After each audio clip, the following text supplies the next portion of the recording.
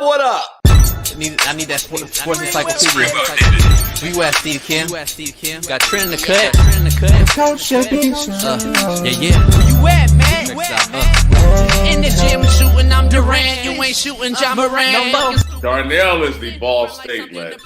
I'm the Warren Central High School legend. I'm proving with a reliable source, straight from the mouth of the horse. Smitty and JB and Smitty from West Coast to Yost. I love talking ball. It's nice to connect with guys that are like-minded and just are real and genuine. Better stay in your lane. Hop into You are fucking insane. Dude, what? You just will not give this guy his flowers. What is wrong with you? Oh, you must have thought I was a bitch. I am him. Use not it. What's the topic? With your logic when I flow. Big Komodo, how it's talking. Gotta get back to letting the baby cry a little bit to see if they can soothe themselves. That's a bar. Issues get pressed so fast it don't get sacked like bags and baggage. Smitty and Jason Brown killed it, yeah, it's a rap. We what the game's been missing, we switched it and filled the gap. I identified him after his third fight, and I said that guy should be a star. I'm so proud of the show, bro. The gap, Smitty and Jason Brown. Coach JB Show.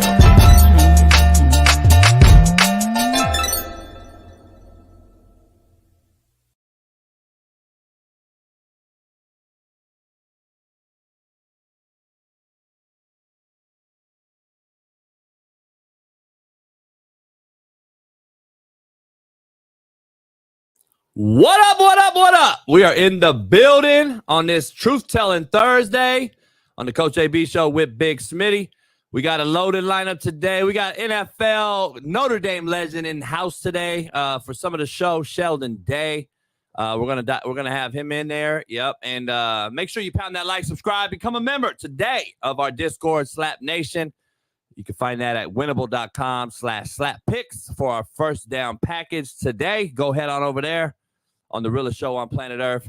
Big Smitty and I are going to give you the realest content on planet Earth, especially in this down time of the year. There ain't no football. There ain't no basketball unless you're watching USA play Canada. Who the fuck watches that? We're going to dive into that later on. But let's dive into this lead-in topic right out the gate. Sponsored to you by 5 Hour Energy. It's really not, but I'm trying to get them motherfuckers to pay us. So look, America is lost. It is losing its way, not only politically, but as a sports world considers used to be the greatest sports in the planet Earth was the United States of America. I have been saying this for quite some time. It is no more evident than it is today. We have seriously declined in the sports world. We no longer want to play on the biggest stages. Take Kawhi Leonard, for instance. He missed the entire NBA playoffs. Then he goes public and states he is fully healthy and looks forward to it playing in the Olympics. And what does he do? He withdraws. He withdraws like half of your daddy should have did. U.S. soccer loses horribly, fires the coach yesterday. Years after year after year, foreign basketball players are being selected first in the NBA draft. And last time I checked, the NBA stands for National Basketball Association, not International Basketball Association. Football's most honored game is now played with flags, and baseball added a pitch count to speed up the game, but yet they slowed down the attendance. Make it make sense. We are in a very bad rut and need to figure out how to get the toothpaste back in the tube before it's too late. The realest show on planet Earth. Take us away, Bailey!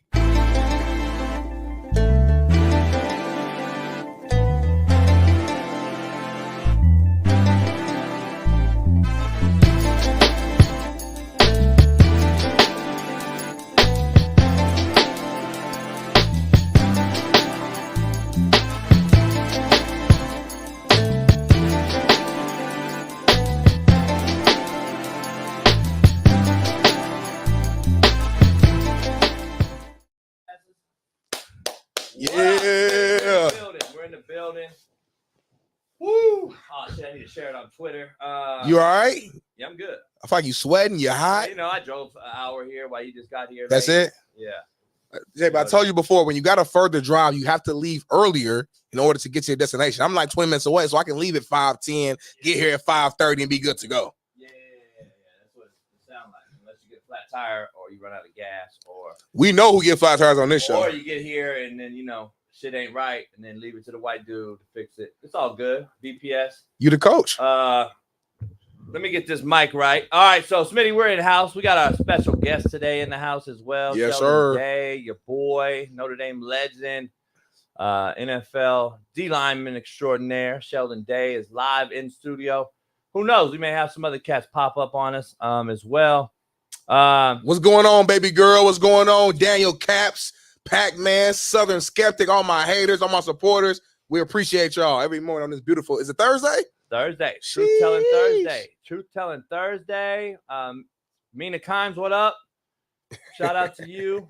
Leave Mina alone. We were just talking about Mina Kimes. It's crazy. Shout out to Mina Kimes. Joe Accord, hey, your biggest Minnesota Vikings fan. I know you're a big, huge Sheldon Day fan. He's here in the building. He's over here chilling on the casting couch. We brought a few little, bros over. But let's dive into the quote of the day. Brought to you by betonline.ag. What up, man? The real Coach JB here for the Coach JB Show with Big Smitty. We got a proud new sponsor, of course, for the second part of the year, and that's BetOnline. Continue to be your number one source for all basketball wagering needs, including pro and college hoops throughout the year. March Madness is here. Join us every Monday and Friday with Jeff Nadu as we will pick them and up-to-minute odds, stats, and trends. You can follow your favorite team's path to the playoffs with in-game live betting, contests, and all the best player props. Experience the world's best wagering platform anytime from your desktop to your mobile device. Head on over to BetOnline today. Become part of the team and remember to use promo code BELIEVE, BLEAV, for 50% off plus welcome bonus on your first deposit. Bet Online, where the game starts. Peace. Hey, anyway, what's up? Hey, I was just telling TikTok that I lost 300 followers on TikTok. My publicist told me because I posted that sketch thing. You know that guy, that sketch video? That's how it tells you that social media is catered to like demographics. No, age. Yeah, no, for sure. Because the young pussies on TikTok, they fucking either hate me or love me. And then them cats, boy, you talk about their favorite streamer or gamer spelled Gaymer. You fucking soft pussies. But anyway, I love it. Let's dive into it. Smitty, quote of the day. Let's get right into it. Sponsored by Winnable. Bet Online. Smitty, this is just for you. Sometimes you have to move on without certain people. If they were meant to be in your life, they will catch up. Ooh-wee. I'm just saying. That's top 5 right there for you, JB. Here we go. That's a top 5 right there, quote. Sheldon, every day this motherfucker says the quote's either better than one. Oh, that's cool. Every time we come to the studio, though, it's the top 5. Your energy different. We've already been here 8 days, and how is it top 5? How do I have 8 quotes in the top 5? They get replaced. Nah, like, no such thing. Yes, it is. Your math ain't math. If you in the top 5 PR and max out, we in the weight room, and I come in the gym the next day and I surpass the guy number 5, now I'm in the top 5 now. Shit changes. It's ever changing, JB. Come on now. This ain't fucking 1,000-pound club, homie. What we got next? Contrary to belief, brought to you by Prize Picks. Head on over there. This is another one for you, Smitty. Okay. I want to see this ranking. Not everyone is meant to stay. Contrary to belief, cutting people out your life doesn't mean you hate them. It just means you respect yourself. I like that one. Contrary to belief. He don't like it that much. Real similar to the quote of the day. I can tell his voice. I like that one. It was too similar to the quote of the day. So I put them together. I can tell. I can tell what type of mood you're in right now, though. Like, not bright enough. Who hurt you? Because there's a reason why you had this quote. Sometimes you have to move on. That's the quote of the day. And not everyone is meant to stay. Who hurt you, JB? Why you say that every time? Because there's a reason your quote didn't come from the fucking air. Something happened in your life to make this quote happen on today's show. I talk about this type of shit all the time, though, right? Yeah. You always ask the same shit. Who hurt you? Yeah. Nobody hurt you. You never admit it, though. Like, I'm just a truth teller. It's okay to be vulnerable in this space. When there's 2 things undefeated on this earth. Give it to us. You know what they are. No, give it to us. All right. You want to get I don't care no more. I don't care no more. Pussy's undefeated. Okay. And then the second undefeated thing is new pussy. Is it not? I thought I gotta teach my youngsters. I thought you were gonna say taxes. No, it's not. Taxes is third. It's not on the list. Top 2 things undefeated. There's 2: pussy and new pussy. So why would I ever get married? Then I'm a cheater. It's a lot of reasons why you should get married. I'll be a cheater then. Don't cheat. Don't cheat. Pussy's undefeated. So even JB can't beat pussy, is what you're saying. But pussy's undefeated. So you can't beat cheat, it, right? So you can't. Don't cheat. What did I just tell you? The second undefeated thing was New pussy. new pussy. So what are you doing? You're contradicting yourself, Smitty. All right, let's dive into the poll question, Smitty. But before I start with the poll question, I wanted to get to something else. Another topic I had for you.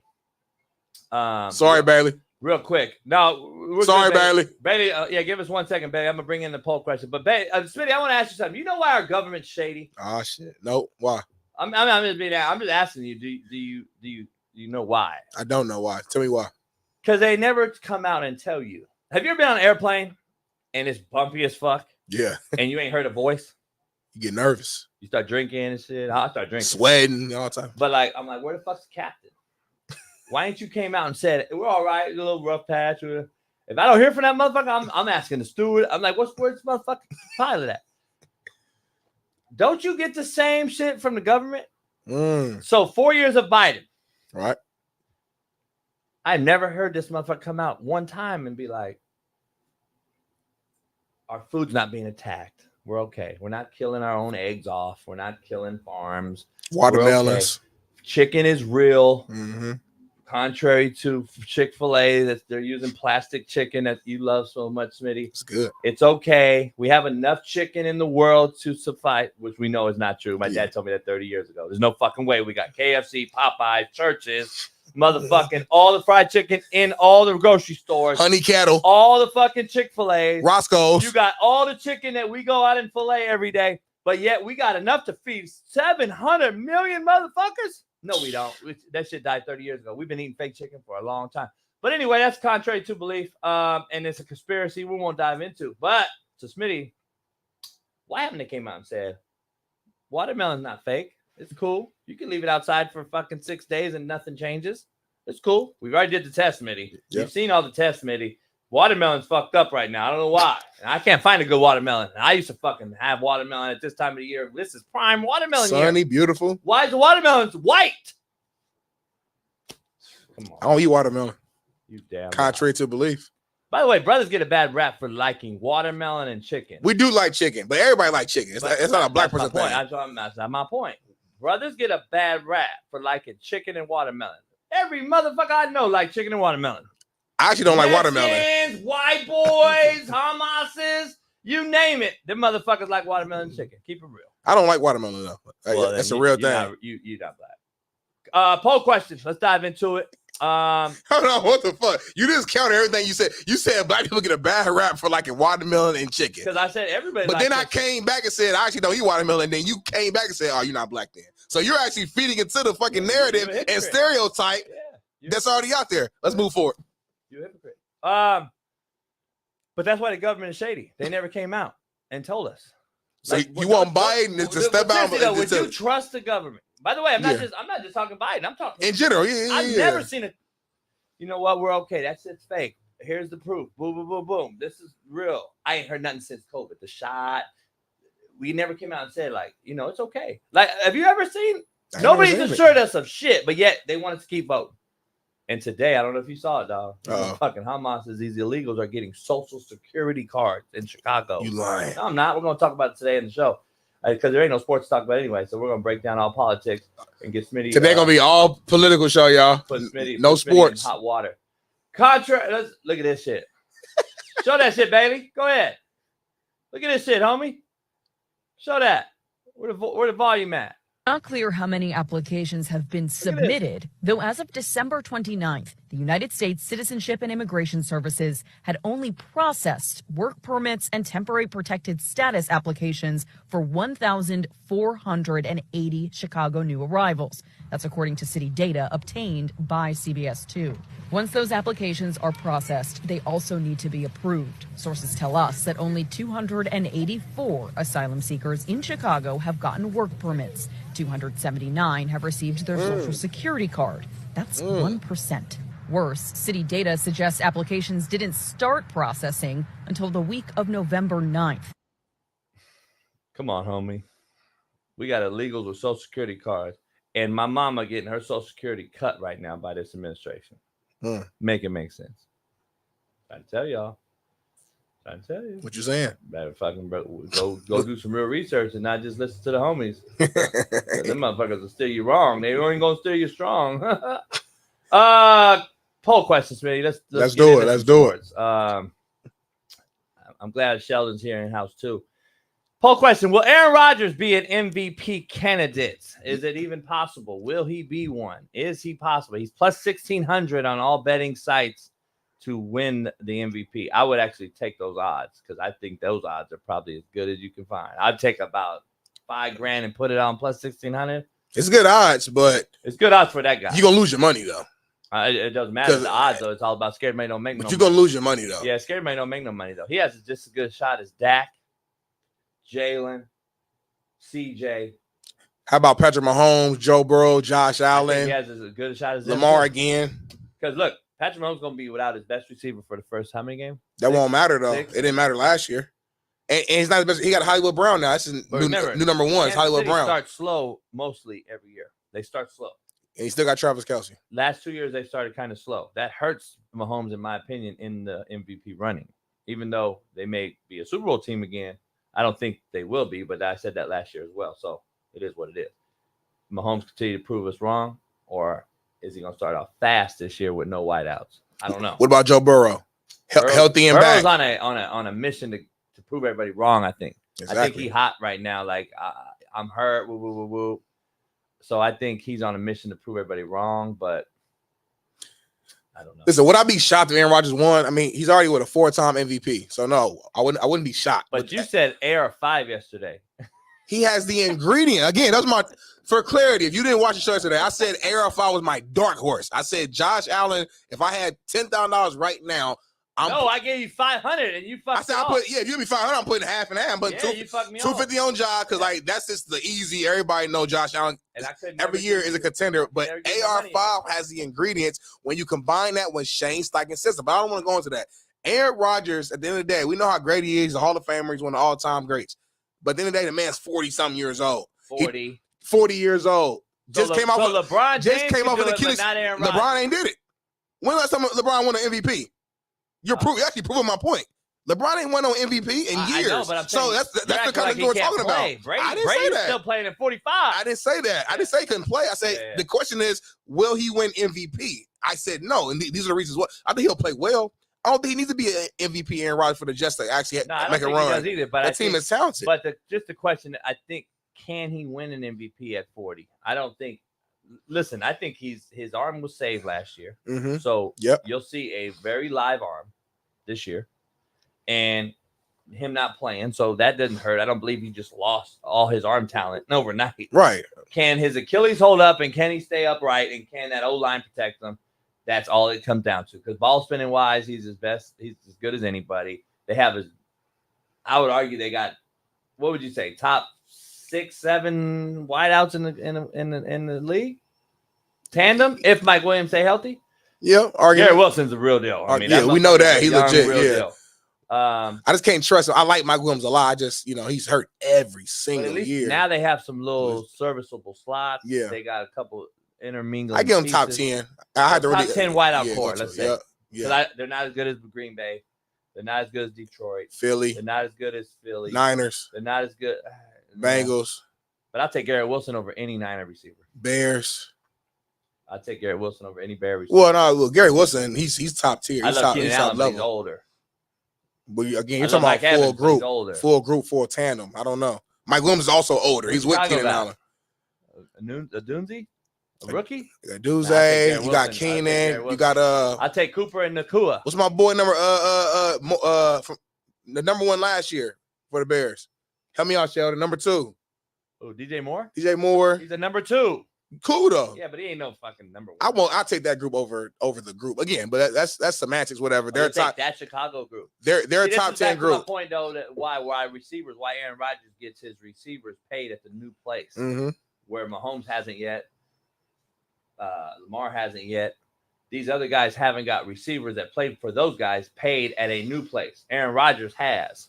Look at the guy playing right now for Kansas City. Who do you think got him paid? Because Aaron Rodgers got his ass to rock. Who? He was nobody in Green Bay. Who's talking about? Scantling. All right, I hear you. Look at Watson. How about Watson in Green Bay? Who made him? Aaron Rodgers. But I count. You don't count Tyreek. I get it. You're saying Tyreek would have been great. You say he would have been great with anybody. His stats were better in Miami. I know you're saying he would have been great with anybody, but still, he came to the scene with Mahomes. I can't just forget that. I can't just forget what happened in history. He won a Super Bowl with him, so I mean, I still got to give Mahomes credit for that. Is all I'm saying. His stats got better with Tua. I hear you. Who was not as good as Mahomes. Not even close. That's what I'm saying. Not even close. So, by the way, Tua's at the Trump rally today in Florida. Shout out to the Usos in the house. I don't know. What you saying? Tua and Amber Rose. What you saying, JB? See, this is why when JB takes his coffee too early in the morning and he drives in the studio, he's a little bit more like on edge, and you don't know what the hell he gonna say. Like anything can just come. This man said Tua and Amber Rose. Now you putting out what they call fake news right now. They're going to clip this. Barstool going to write an article. Coach JB says Tua and Amber Rose are sleeping together. Do you believe this? Yes or no? Woo. It's going to be a whole storyline because of this moment right here. Tell the people right now that you was fucking around, JB. Well, tell the people right now on the camera that you're fucking around. It's like trumped out. I ain't talking. I said tell him that Tua and Amber are not together. I don't know that. Let's dive into. Move on, baby. What we got first topic? Dion Sanders, man. Most of some college football, man. We ain't talked about your favorite team in a long time. Dion Sanders says in a press conference, pull it back up, JB. You're going to take it off while I'm reading the question. Damn. Says in a press conference at the Big 12 Media Day that he's judged on a different scale than other coaches. Barely played a video. You feel an obligation with whom you are to perform at a higher level or coach at a higher level. Yeah. Yes. Dana White. Yes, I'm judged on a different scale.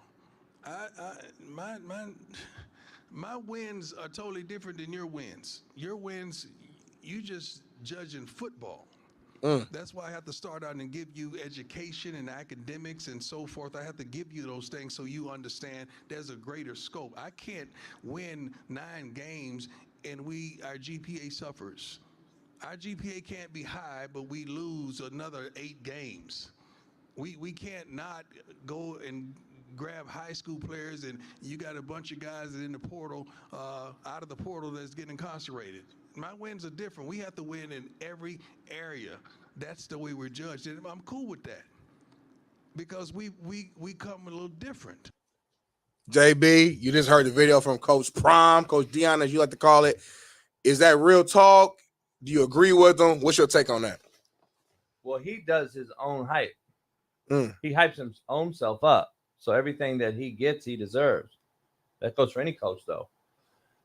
He is always in the media for a reason. So now you can't renege and act like you're not going to be scrutinized different when you have your own son's media team running around filming you. Like, you've set that bar. Right. Like, you can't now say I'm going to be judged different. You're judged different because of what you did and what you do every single day. Period. Like, that's just what it is. I don't see why that's so hard to grasp. But he also said that's okay. He said that at the end. That's what I'm saying. He's accepted so he's telling the truth then. So you do agree that Coach Prime is judged a little differently than other coaches based upon his own attention grabbing, call it, I'm not gonna call it antics. That's just who he is. Like, yeah, he's created it though. It's not like we came out saying, Dion, you're going to be watched over anybody. No, he's created this narrative because he wants to be that guy. He's always been that flamboyant guy from the draft on in the NFL when he was a great youngster and one of the best NFL players. I say top 3 of all-time players. Why would you think he's going to be different now? Like, that's like me saying, you think I'm changing tomorrow?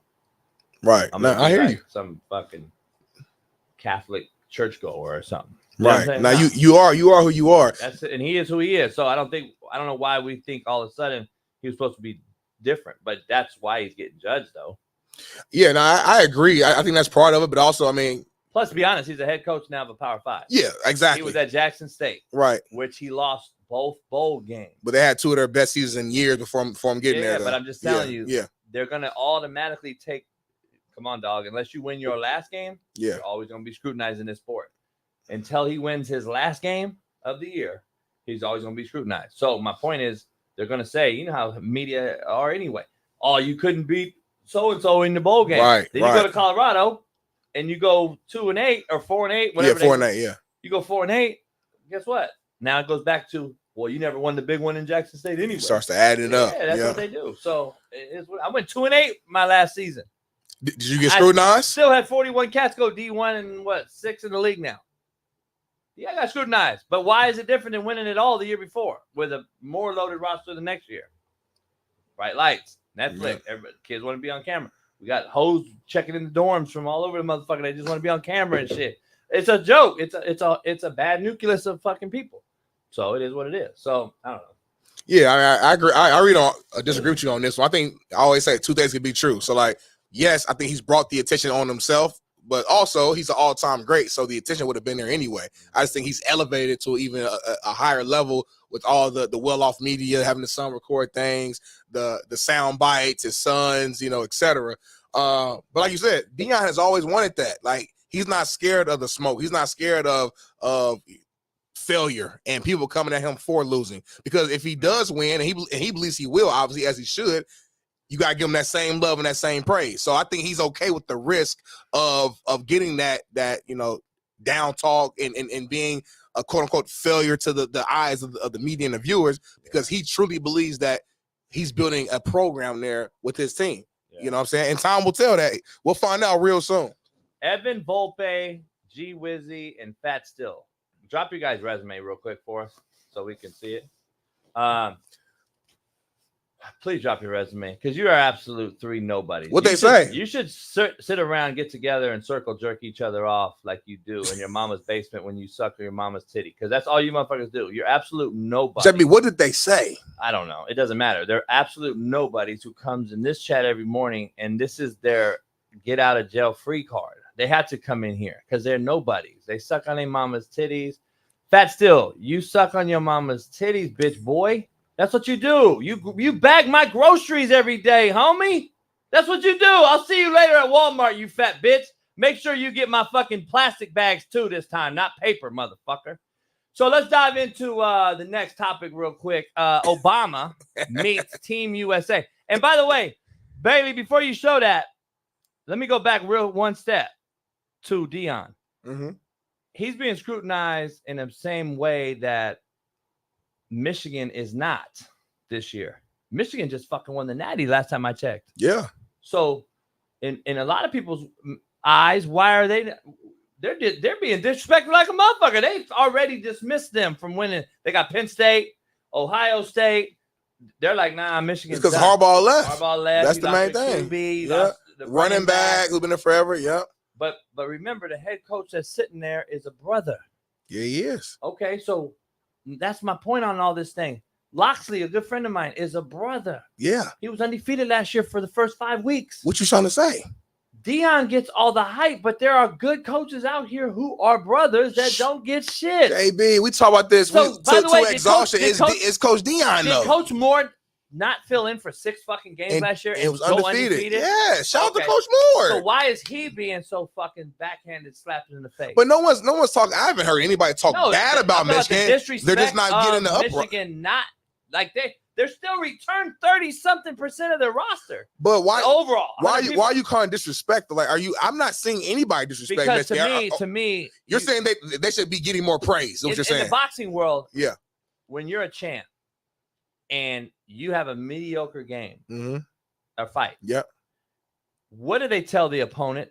What does he have to do to win? Because there's no way you can go the distance and not do what to the champ.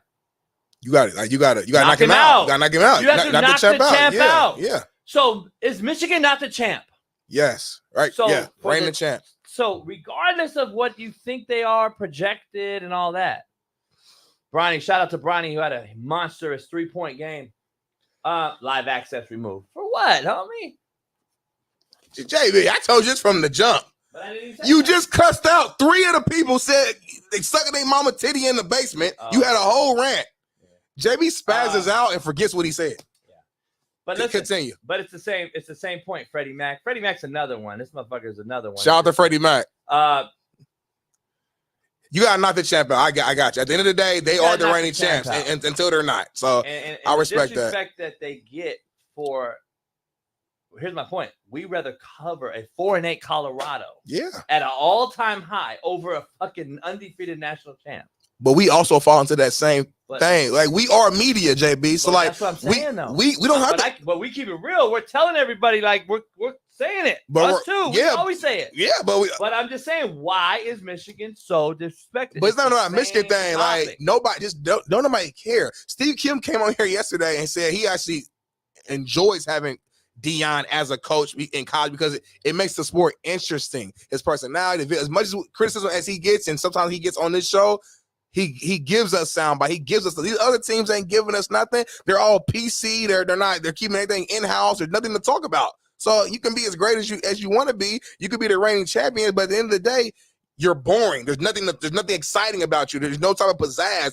There's nothing about you that stands out right now in the offseason that's going to give us soundbite. Now, once the season starts, better believe Michigan, Ohio State, all the blue blood teams, we're going to be talking about those teams based upon what they show on that Saturday. But right now in the offseason, man, Dion and Colorado they're the main team right now that's giving us actual content. And again, it's Dion. I keep trying to say that. It ain't got nothing to do with, he black. Why ain't y'all supporting the other black coach? No, we support the black coach, but he's Dion. Like, period. Like, if Tom Brady became a head coach in college, he's going to get a lot of attention. When you're an all-timer, as you call him, an all-time great as a player, and you go do something like become a coach, you're going to get a ton of attention. Like, that's natural. Yeah. That's still CU save college football. Again, drop your resume, fat fuck. All right, next up, though, Barack Obama showed up fresh and clean to Team USA, man, and gave everybody the handshake. This reminds me, everybody's talking about the Key and Peele sketch. If you guys have ever saw it, you see how he shake up with the brothers. Now watch this right here when he gets to the white folks. Nice to meet you. Come again. Thank you. Where was that motherfucker's husband, Michael? Appreciate you. Thank you. Thank you. Appreciate you. All right, bring it in. You know, motherfucker, what's name about 6'3", right? Who, Steve Kerr? Oh, shit. No, Michael Obama, Michelle, or whatever you call him. JB, stop. Like 6'3", homie. Now you disrespecting Michelle Obama. You know what the hell her name is. Just telling you. You ain't disrespecting the black woman on this show, JB. I'm not gonna let that happen. I'm not gonna let that happen on this show. Black man. On the other show, you can do it. On the JB show without Big Smitty. But with Big Smitty, you ain't gonna do that, JB. Address it right. Black man, motherfucker. Woman, stop. Michelle, don't do that queen like that, JB. Like that. Don't do that queen like that on this show, JB. See, the problem is, JB. You know what the problem is, JB? I've seen the motherfucker got a bulge. Like the problem is, you political cats. Thank you, Leah, sister, young sister in the house. Leah's calling it out too. Listen, you got a cult following, JB. We do this every day. If JB say everybody go outside and go break into the Chase Bank right now. Half these motherfuckers gonna go out there and do that. These dumbasses gonna do that. They mind control. We need to. You got mind control over Debo. Like, all these fans are in love with you. So just because they agree with you, that don't mean that you right, JB. Too things to be true. Let's dive. Y'all crazy. Hey, I thought that shit was incredibly cringe. Shaking hands with the team? The whole setup. Why were you there? The thing about it, though. Here's the cold part. No. Let's keep it funky. If Donald fucking Trump did the exact same thing just now, and he shakes hands with everybody, JB, come on here. You see, the brothers love him. See, the players actually like him now. Stuff is shifting. Everything's switching around and flipping. You see the way Trump had a little swag. This motherfucker gives me lob. He gives me lob. He don't realize it, Sheldon. He don't realize it. Trump had the red tie with the blue suit. No, see, that's how you do it. See, the problem, I'm down the middle with it. I keep it funky. Yeah. JB is a right-wing guy. He don't want to admit it, but I'm going to keep it all the way real. He's right-wing, which is great. There's nothing wrong with that. Cool. It's positive. But since you right-wing, everything you do is in favor of that. And everything you do is anti the left. Obama could tie his fucking shoe wrong, according to you. Why he tie his shoe like that? Why the hell Biden eating cereal like that? Like, you're so biased that you don't even see it right now. Go ahead. All right, bet. The only problem your argument lacks is what? Obama ain't the fucking president, motherfucker. Once you president, you're president. Cringe as shit, homie. So let me talk, motherfucker. Just like you a coach. Your argument was if Donald Trump would have rolled out there. Donald Trump ain't the president. Either is he. Okay. Biden is. Right. Where the fuck is his decrepit old ass at? He taking care of himself. He sent out a motherfucker, Obama and Michael Obama, to go out there and holler at him. And by the way, you know who I blame for this whole thing? Oh. Woke ass Steve Kerr. Fucking Steve Kerr was the one that carried them motherfuckers out there by the dicks. Carried them motherfuckers out there to the fucking NBA team. Come on, man. Why? And why was it such a big deal? So you get one of the biggest name coaches in the country who is obviously woke and left. And he's going to go carry out Michelle and Michael and Michelle. And then carry the motherfuckers out there to the NBA Olympic team. It's Team USA. Team USA that Kawhi Leonard said, I don't want nothing to do So with. why wouldn't the VP and then why? Like, come on, JB. It's Team USA. That's crazy. That's what I'm saying, though. No, I'm right. Biden should be out there. Biden. Where's Biden He at? probably can't. Nah, that's what I'm saying. He probably can't walk up there, JB. Freddie, eat a dick. You sound like a bitch. Shout out to Freddie Mac, man. Call in. You get a chance, Freddie. Freddie ain't calling in. That motherfucker. One of the realest one in the chat. Yeah, Freddie. He called you out on your bullshit. Yeah, he supports the show. Yeah, he don't leave. He don't back down. I actually like Freddie. I fuck with Freddie heavy. He a real one. I've already told you I like Freddie, but Freddie and I are never going to agree. That's cool. So that don't mean you right. You just disagree. So fuck him. What we got next, Bailey, man? JB all over the place right now. I can't see the rundown. Show me what we got next, Bailey. We gonna keep this thing going. Hey now. How you doing? Love Team USA. I just wanted to Pause it. Please. Hold on. Hold on. She ain't. Hold on. It's been 5 seconds. Hold on. Hold on. She literally walked on the court. Ain't nothing even happened yet. So tell me what your problem is. Break it down for real. Break it down.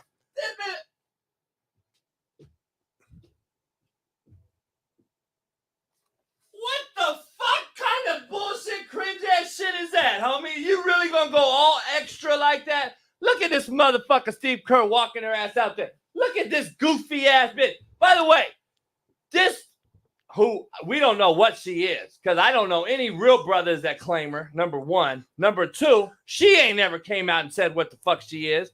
And nobody knows what she is. What you mean? She got some Asian in her. She got some fucking Hamas in her. She got all kind of shit in her. And we know what she got in her to get to the top. That's a dick. So let's be real. Go get your Let's just be honest. Go get the dude. This broad, homie, is so cringe. Dude's crazy. By the way, this broad is going out here to talk to the NBA players, which is, I believe, there's not a white boy on the Olympic team, is there? So, got the best player on the team. By the way, this broad put more brothers in jail than any motherfucker ever. What they got to do? Over any white politician? What they got to do with over this? Over any though? black man?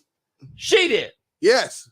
What do you mean? What's it got to do with it? Are you that blind? No, homie? time out. So hold on. I So said we were talking to the team, right? That's all I'm saying. So my point is, homie. So black men, 99% of black players on this team are going to accept the broad that's put nothing but brothers in jail.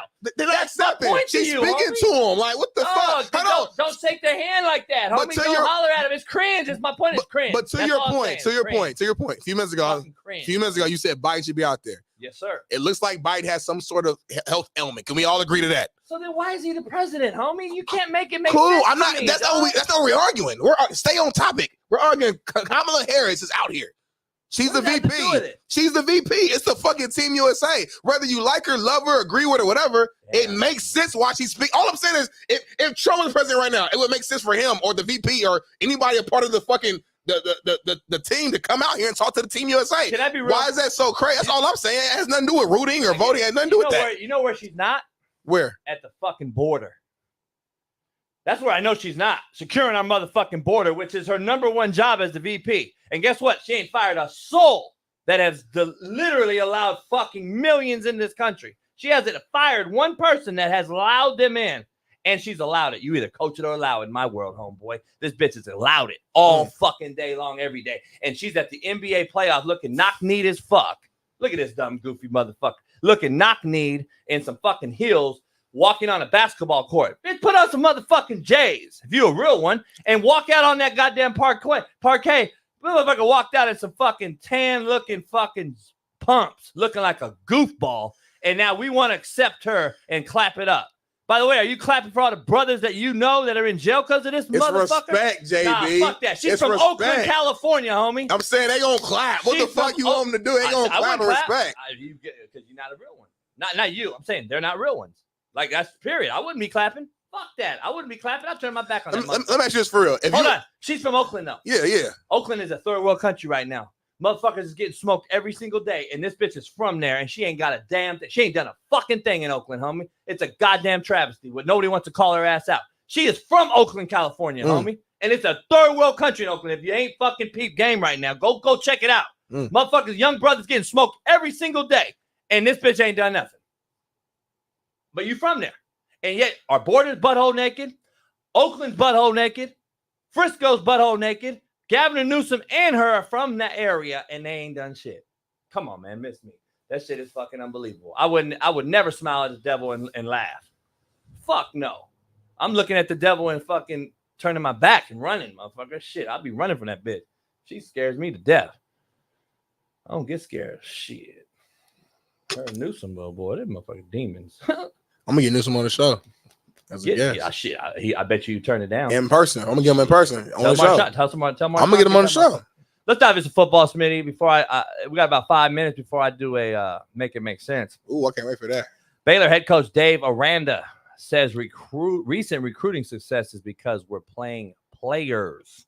We're playing players. We're playing players or paying players. I don't know if that's typo, but he might be saying he's playing players instead of sitting players too. Because Bailey, jump in and let us know. Okay, shout out to Bailey, producer. So that's why I said both. I cover shit up. Dave Aranda has said that the recruiting success in Baylor has because they're paying players. Let me dive into this because I talked about this the other day. Let me ask you something real quick. Did I not say Baylor and TCU are going to be much better teams this year? Yes, you did. And I said the reason they are because they had down years the last two, and they have stayed steady recruiting high school and creating a culture. The last few national champs that I at least can remember are teams that built from within. Sprinkled a few portal kids, didn't lose half their roster every year, sprinkled in with a few portal kids at key positions, mainly QB, maybe a left tackle, maybe a rushed in. Other than that, the culture, the philosophy, and the structure is in place for those places. Georgia, Alabama, recently Michigan. Those are all teams that were self-built from within. They're not just living with 50 fucking transfer portal kids every year. I don't think that changes. I don't think you can change the dynamic of the nuts and guts of a football program. But what high-level teams, not to cut you off, what high-level teams do we have going into this season who hasn't had a ton of movement? I can't think of So we'll see if Nebraska's better. But they've had no movement. Clemson has had no movement. Okay, Clemson. We're gonna see if they're back or not. Yeah. Georgia, they've had players leave and a couple players in, but for the most part, their structure foundation is still. Michigan just won it all. Yeah, Georgia. Michigan, Ohio State's got some different pieces. Yeah. I want to see what KU and K-State does. I'm curious in those two programs that are kind of trying to get over the hump. There's a few. Yeah. Bama lost a shitload because they got a new coach. Yep. Saban left. 40 motherfuckers bounced. Right. And now they got new guys. You've never seen that before. When you see 40 leave Alabama, you know it's a wild, wild west. And that's why I asked that question. So, I'm like, it's such the norm now that I feel like at some point, it's almost like my my NFL take when it comes to mobile QB. You know how I always say at some point you will see a dual threat win. At some point, we will see a team with 40 transfers win because everybody's doing it. Maybe, yeah.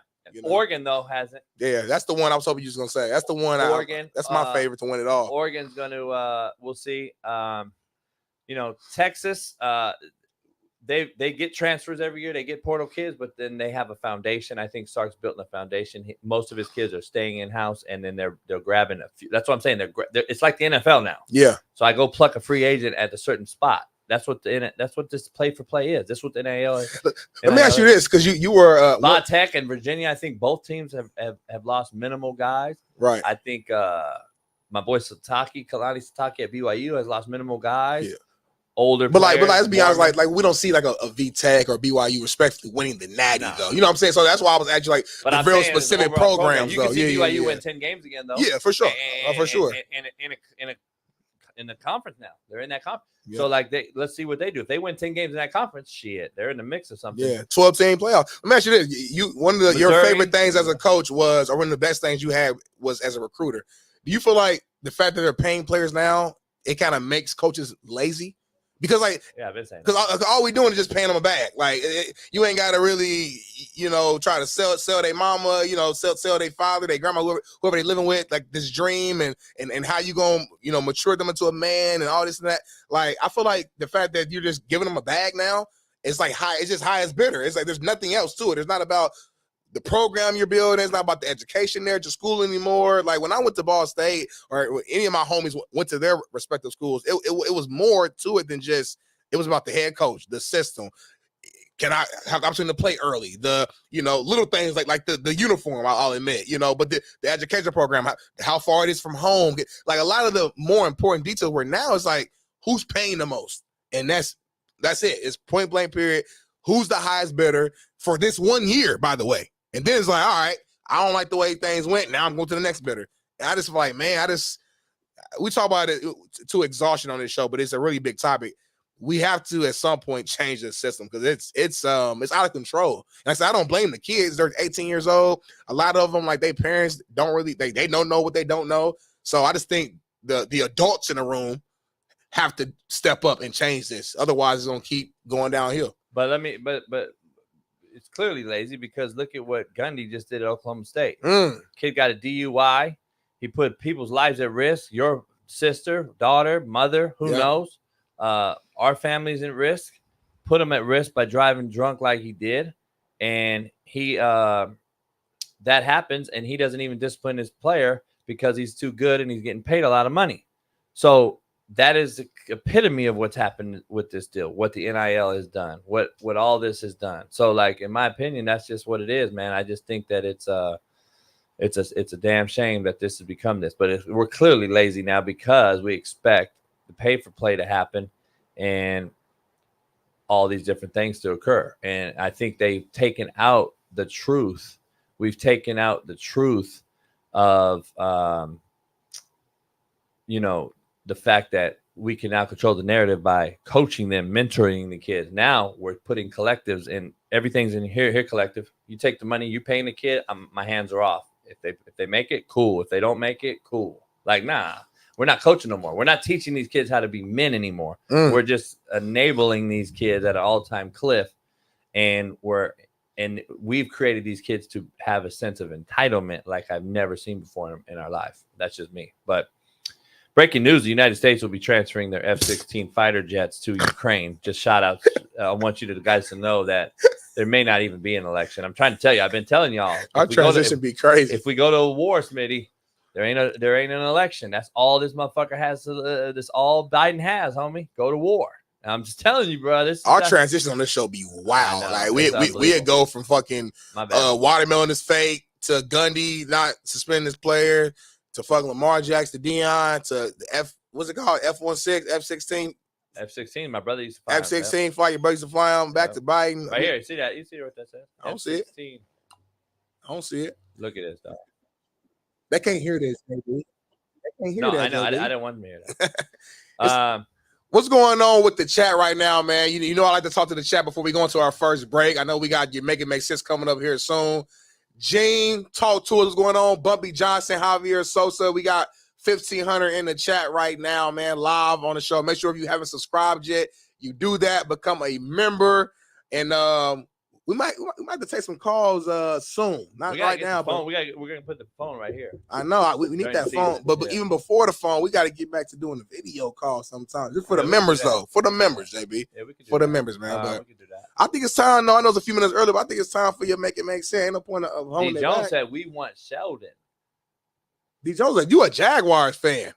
You don't even respect my guy. I don't even value your opinion. You got Trevor Lawrence as your avatar. A guy who just got paid respectfully, got your money.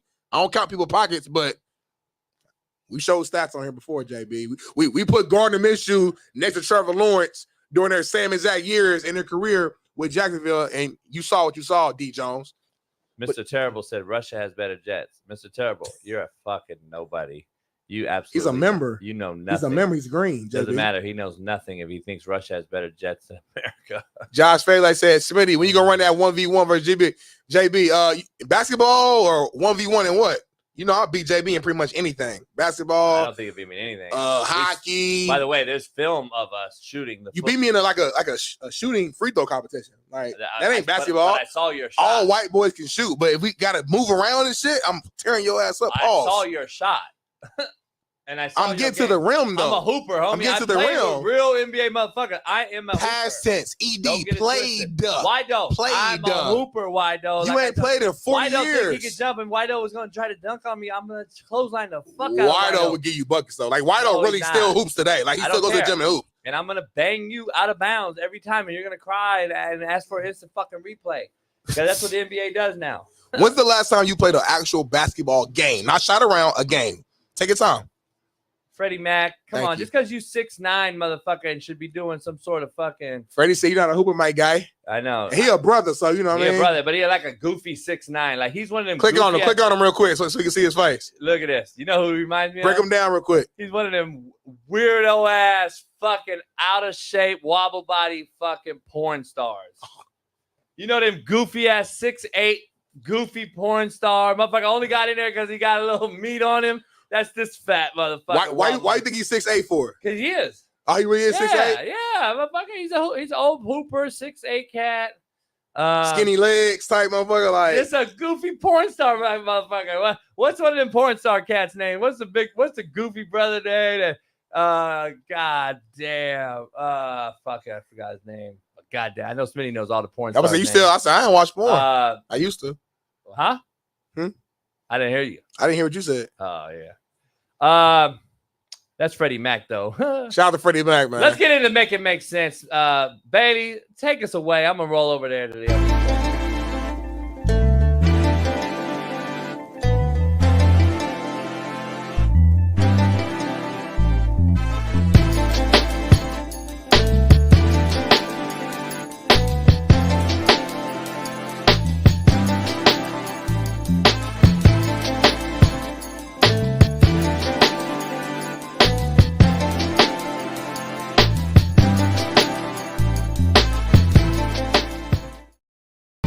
Without a doubt. Yeah, my theme music. Without a doubt. My fucking theme music. That's what I'm talking about.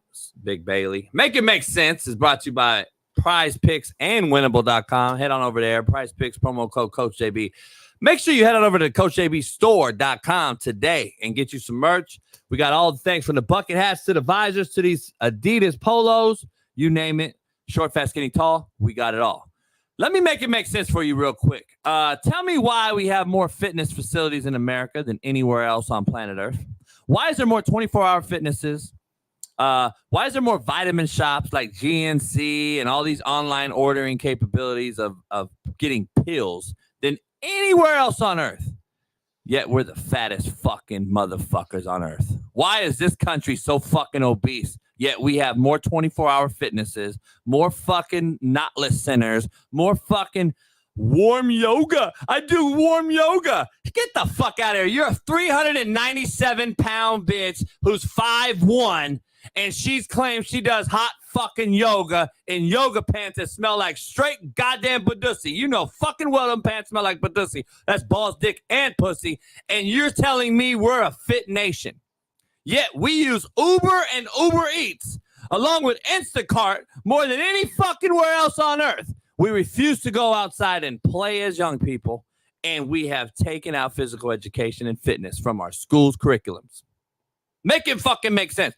Add all that on top of the bullshit additives that we put in our food compared to Europe and these other countries, and you have the most obese nation in the world. And then you add enabled and entitled pussies, and you get fat fucking wobble bodies running around saying they are going to work out at 24-hour fitness. One of these workout places. Make it make sense. Then add men trying to be women and women trying to be men, and you get men wanting to compete versus women in sports. The most beta male I've ever seen is walking this earth, and the most feminine men I've ever seen are walking this earth. When men realize they need to be the head of the household again, and the provider, the protector, and the alpha, we will maybe, just maybe, get America back on top. Make it make sense. We'll see you on the other side.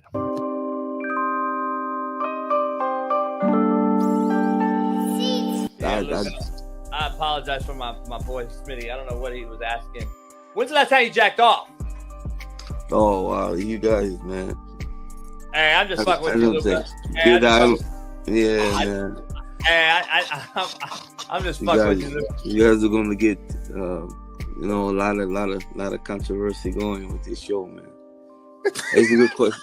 It's a good question, though, man. Listen, man, we were just trying to fuck with you. We want to get you loose, man, for the game tonight because we want you to go off because I'm going to bet on you. I know betting's a real controversial take right now, but I'm going to throw it out. I'm just going to throw it out there. If you could get me a triple-double, I'll break you off on the side. I'm just throwing it out there. If you can get me a little bit of a triple-double. Little Jonte Porter? I don't know. Any way, type of form. If you can give me a triple-double, whether it's 10, 10, and 10 or 30, 10, and 10, whatever you could do, I appreciate it. You don't need the money. You got big bag of money already. That's gonna come tonight, man. I can say that's gonna come tonight. You're gonna see outstanding performance by me, and if it takes a triple double for you to get some money, then that's what I'm gonna make happen for you. Only for you. The one and only Kareem? Magic Johnson is on the show right now. What's up? What's going on? Magic, what's up, man? What's up, Coach JB, baby? Darnell, baby. What's going on? Yeah, how you feeling, Magic? It's an honor. Well, I'm feeling good, baby. And first of all, I just want to say, rest in peace to the NBA all-time great, the logo, Jerry West. He has passed away today at 86 years old, baby. And I just want to give my condolences to the West family and thank you, Jerry West, for everything you did for the Laker organization and the NBA. Yes, man, for sure. Hey, let me ask you something. Was Donald Sterling really racist? Donald Sterling, look, he was a very sick man, okay? And he was a racist man. And I went to church. I prayed for Donald. But Donald did a lot of stuff that was not becoming of an NBA owner. But to answer your question, yes, he was. He was a very racist person. I gotta show you something real quick. Brittany Griner's in the news. Brittany Griner's in the news, and I know you have a son that is now a daughter, or something like that. I'm confused. I apologize if I offended you, but I know you have a son or a daughter or something. We call them made up humans here. What do you think about Brittany Griner here having a baby? Brittany Griner is an outstanding athlete. I don't know if she's a transgender or if she just I don't know what she goes by, but I'm really happy for Brittany Griner, and I'm happy she's back from Russia, and I hope that she can have a good family. I just want her to have a good family, okay? Do you feel like you could have been talking about the WNBA more on your show, given that you are the king of ESPN? I mean, we could have been talking about or covering the sport a little bit more, but I would say nobody covered the WNBA more than First Take. But could we have talked about it a little bit more? Of course we could have. But as far as what you just said about Caitlin Clark being elected to the WNBA Olympic team, let me be very, very clear. First of all, everybody that was elected on the WNBA team deserves to be there, okay? There was nobody else that I would have swapped out but Caitlin Clark. I understand it. I get it. But if you look at the situation as far as popularity, And as far as ticket sales and views and things of that nature, Caitlin Clark, as far as marketing, should have been put on that team. I mean, come on now. If you look back at the men's USA team, I mean, do you think Christian Laettner should have been picked over Eliza Warren or Shaquille O'Neal? It shouldn't have been. But when it comes to marketing, especially when we're talking about one of the hottest Caucasian women coming out of college, the seats are filled up because of Caitlin Clark. She should have definitely been selected on that team. When she was at Iowa, she was out there busting their living, you know what? And that's exactly what she would have been doing for these ticket sales if she was playing in the Olympics. But like I said, I have no quarrel with the teams that they picked. Okay, this is not a lie. This is not a spurious accusation here. I'm not making this up.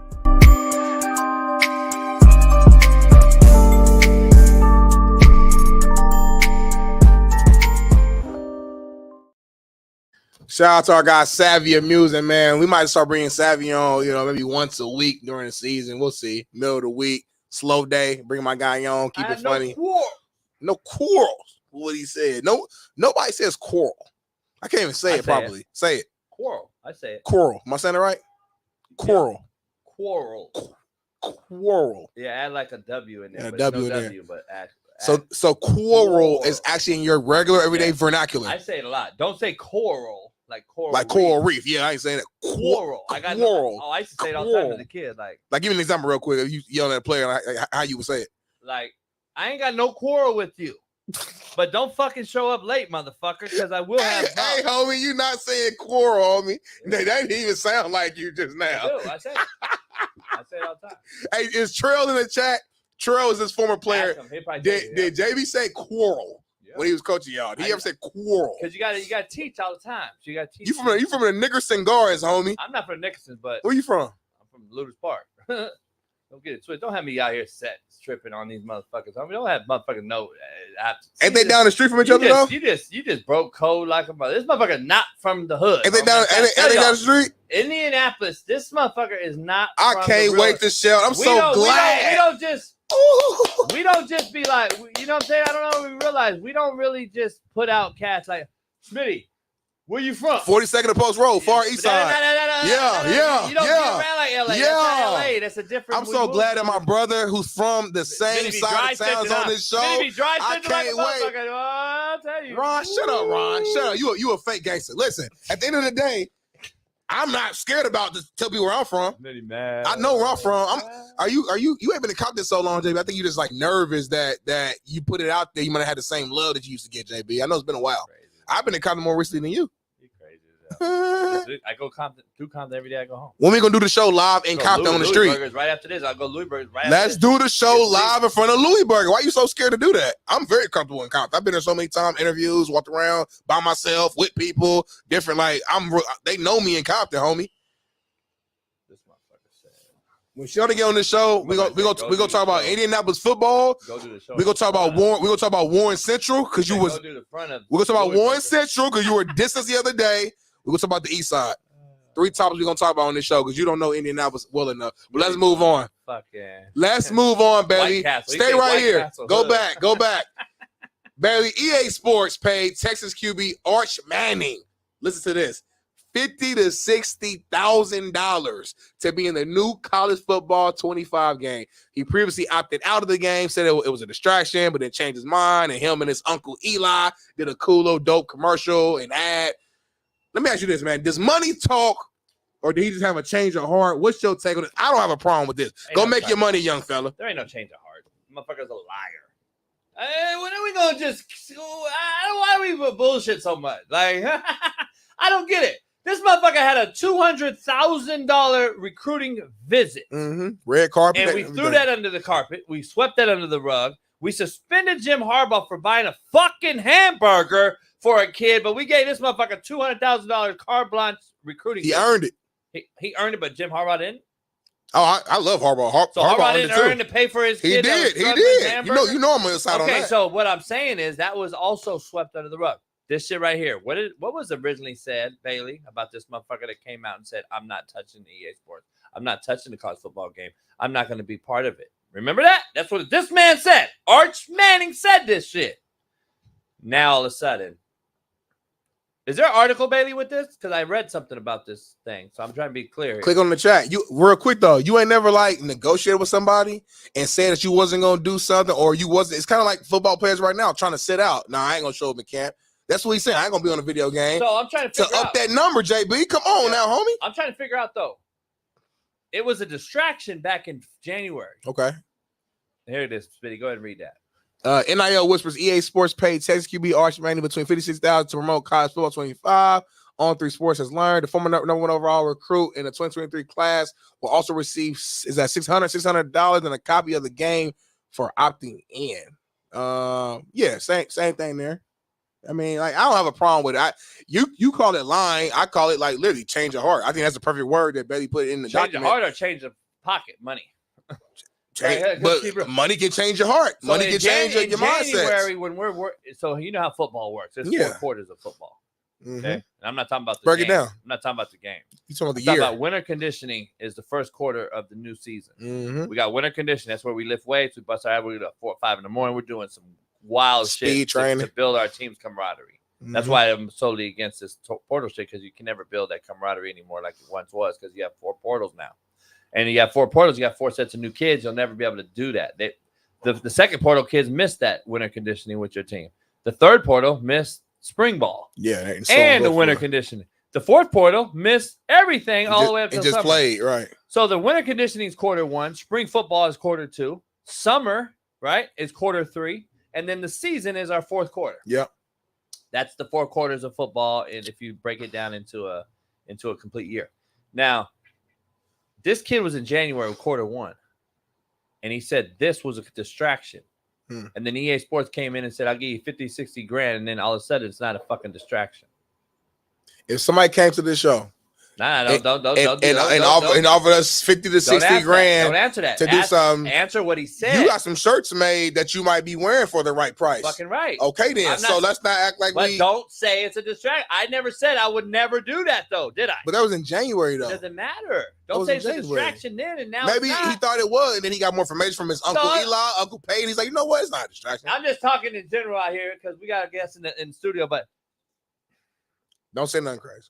No, I'm not. I'm saying you're saying now. So Sheldon, this motherfucker is not a distraction now that we're hitting August. We're about to kick the motherfucker off, and it's not a distraction now. But it was in January, 7, 8 months away. He's 17, 18 years old, JB. Man. You ain't never changed your mind as an 18-year-old. You ain't never went back. You ain't never said you was done with Shorty, you know what I mean? And then went back and hit her again. But now, change. Now, though, is when I should say, you know what? Now it's a distraction. Because fucking should been reversed, is what you're saying. Season is fucking here. Like, money talks, bullshit walks on me. It is what. Just say that. Just say money talks, bullshit. He should have said, you know what? Money talks. If they come at me, maybe we'll revisit this. Right. Motherfuckers is liars, are we? Listen, I know if they paid you $6 to be on the game, you gonna take that shit. And by the way, you should be on the game. By the way, time out. You should be on the game. You brought this up. Yes. Because I had a few certain people yesterday hit me up that I had to hit them back with, and then now they hit up a certain company called EA Sports. And I'm just gonna say a few of my lawyers had to do something. Yeah, I'll show you the letter. So what you saying? Because there's some statistics out there that I got. Do you know EA Sports college football game has been pre-ordered at an all-time clip? And the number 1 video online going around is who promoting it? You. Me. I ain't gonna lie. And I ain't getting a fucking dime, homie. I haven't been paid for nothing. EA Sports is literally getting my fucking free advertisement. So EA Sports, if you're listening and watching this, we reached out to you yesterday.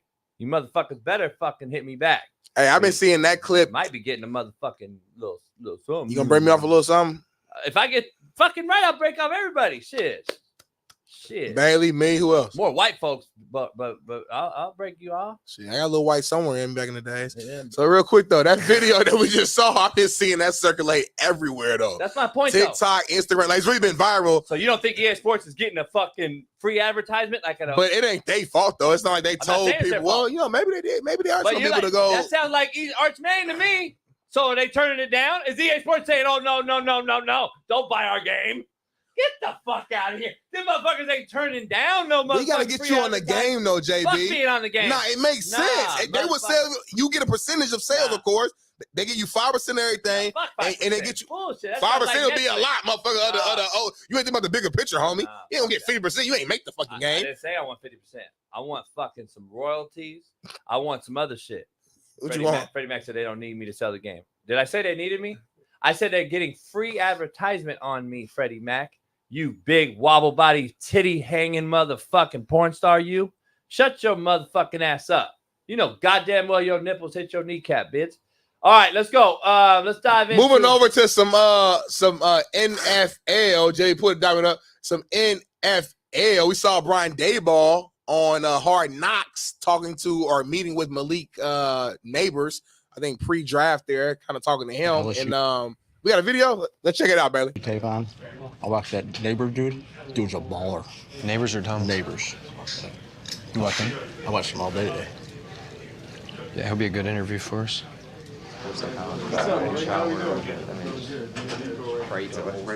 How do you handle losing? Be straight. Not at all. I really hate. Okay. I hate losing more than I love winning. Okay, and then how do you handle not being involved early in the game?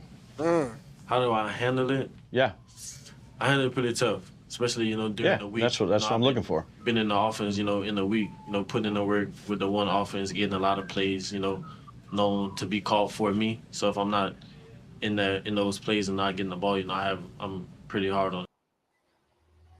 Those are straight questions that I used to ask recruits. Really? I pulled up 10 of my non-negotiables about recruiting, remember? Yep. Bad body language is number one. Mm-hmm. If you got it, I ain't recruiting you. That's all they're doing right there. He's giving you recruiting questions to see if you're going to fit in. Just because we were in JUCO did not mean you had to be JUCO. I used to tell our kids that every day. Just because we're in JUCO don't mean you got to fucking be JUCO. Right. So there's nothing worse. Let me tell you.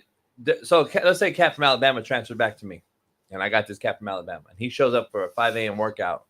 First of all, we had our own gear to give out. I had a plan for it, right? You were in grade. We call it Jailhouse Grays. No name on it. No Indy, nothing. You had to earn that fucking name. So everything was gray. You're in jail. And it is football jail for me. You got to get out of that motherfucker. So everybody was in grays. Or you were in pink for pussy. You were in black for captain of the ship. Or you were in yellow for treading water. We called it. So on the back, I themed out. We were the pirates. So I themed out, captain of the ship. Yep. Was a plus grade in the weight room, in classroom, workouts, everything. We graded you for the day, not just in the weights. That would have been me daily. No, it wouldn't have. So, and then the next thing was yellow. That means you're treading water. On the back, it said treading water. That means I just got a 0. I got by. I just got by with the motion. And then the negative was a pink. And it said, I let my shipmates down. Right? Yep.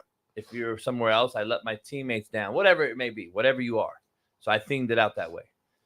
But really, it meant you're a pussy, and you did something to cop out of something. Mm-hmm.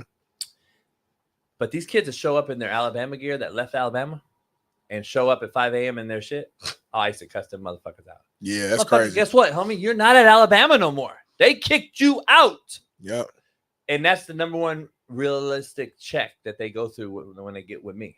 They're like, fuck, I ain't in Alabama no more. But nobody told them, homie. Right. Nobody told them, motherfuckers, you got kicked out for credit card fraud, motherfucker. You got caught for smoking weed in the dorm. You got caught for cheating. You got caught for whatever. These motherfuckers really think they're at Alabama. They go through the motions. JUCO's beneath them. And that's when you get me. And you get this motherfucker right in your ass. And that's what they weren't expecting. So the guys that accepted it and took it, guess what? They're in the league. They made it. They're making money, or they're coaching now. Yeah, they might be coaching. Something positive though. Yeah, something positive. The guys that didn't and rejected it and said, "I'm too good for this," the Kingston Davis kid that you saw on the show. Guess what? And by the way, he's in jail. I think. Isn't that ironic how that works? It's just real shit. That's all I'm saying. That's just how it works in my opinion. Now, that's real. Let me ask you this: that clip we just saw with Malik Neighbors, I think that's all I'm going back to. Yeah, no, for sure. Yeah, that's what he's talking about. Yeah, he's for sure. Interviewing you. He's interviewing you. You think he respected the fact that Malik Neighbors was like kept it real? Like when he asked him, like, "Hey, like, how do you feel when you're not involved early in the game?" This is my point to that, and I went around about Are you good? Yeah. Just because you're in JUCO don't mean you have to be JUCO. It means this: we used to win games a lot, and the guys that weren't involved and didn't score or some name in the paper, motherfuckers were walking off, sucking their teeth. That's JUCO. Yeah. That's also D1, and that's also NFL and NBA now. Motherfuckers be winning, and the guy that ain't involved sucking their teeth, bitching and moaning. Look at Diggs and Josh Allen scenario. Motherfuckers winning in the playoffs. He's over there throwing his helmet in a temper tantrum because he didn't get the ball. Right. That's the shit, in my opinion, that's ruining the game. But that's JUCO shit. Right. Like, just motherfuckers coming off the field. We won, and you got motherfuckers. At least, you know what? That's the question he asked. At That's JUCO, I understand it a little bit though. Yeah, but I'm not saying it's right, but I understand it because again, you call it what, football jail. So I'm trying to get the fuck up out of here. How do I get out of here? I got to ball out. So at JUCO, I can understand a little bit of being a little bit more selfish per se. You're like, man, like I'm trying to I need to get back to D1 or get to D1 in the first place. Whereas if you're in a league or of course you want to eat, you want to get that second contract. But by the way, that's a misnomer though. Talk to me then. You don't got to really ball out at JUCO if you come from Alabama. If you come from Alabama, But, okay, yeah. So I have 40 D1 transfers a year. Only a percentage of those motherfuckers even made it through camp with me.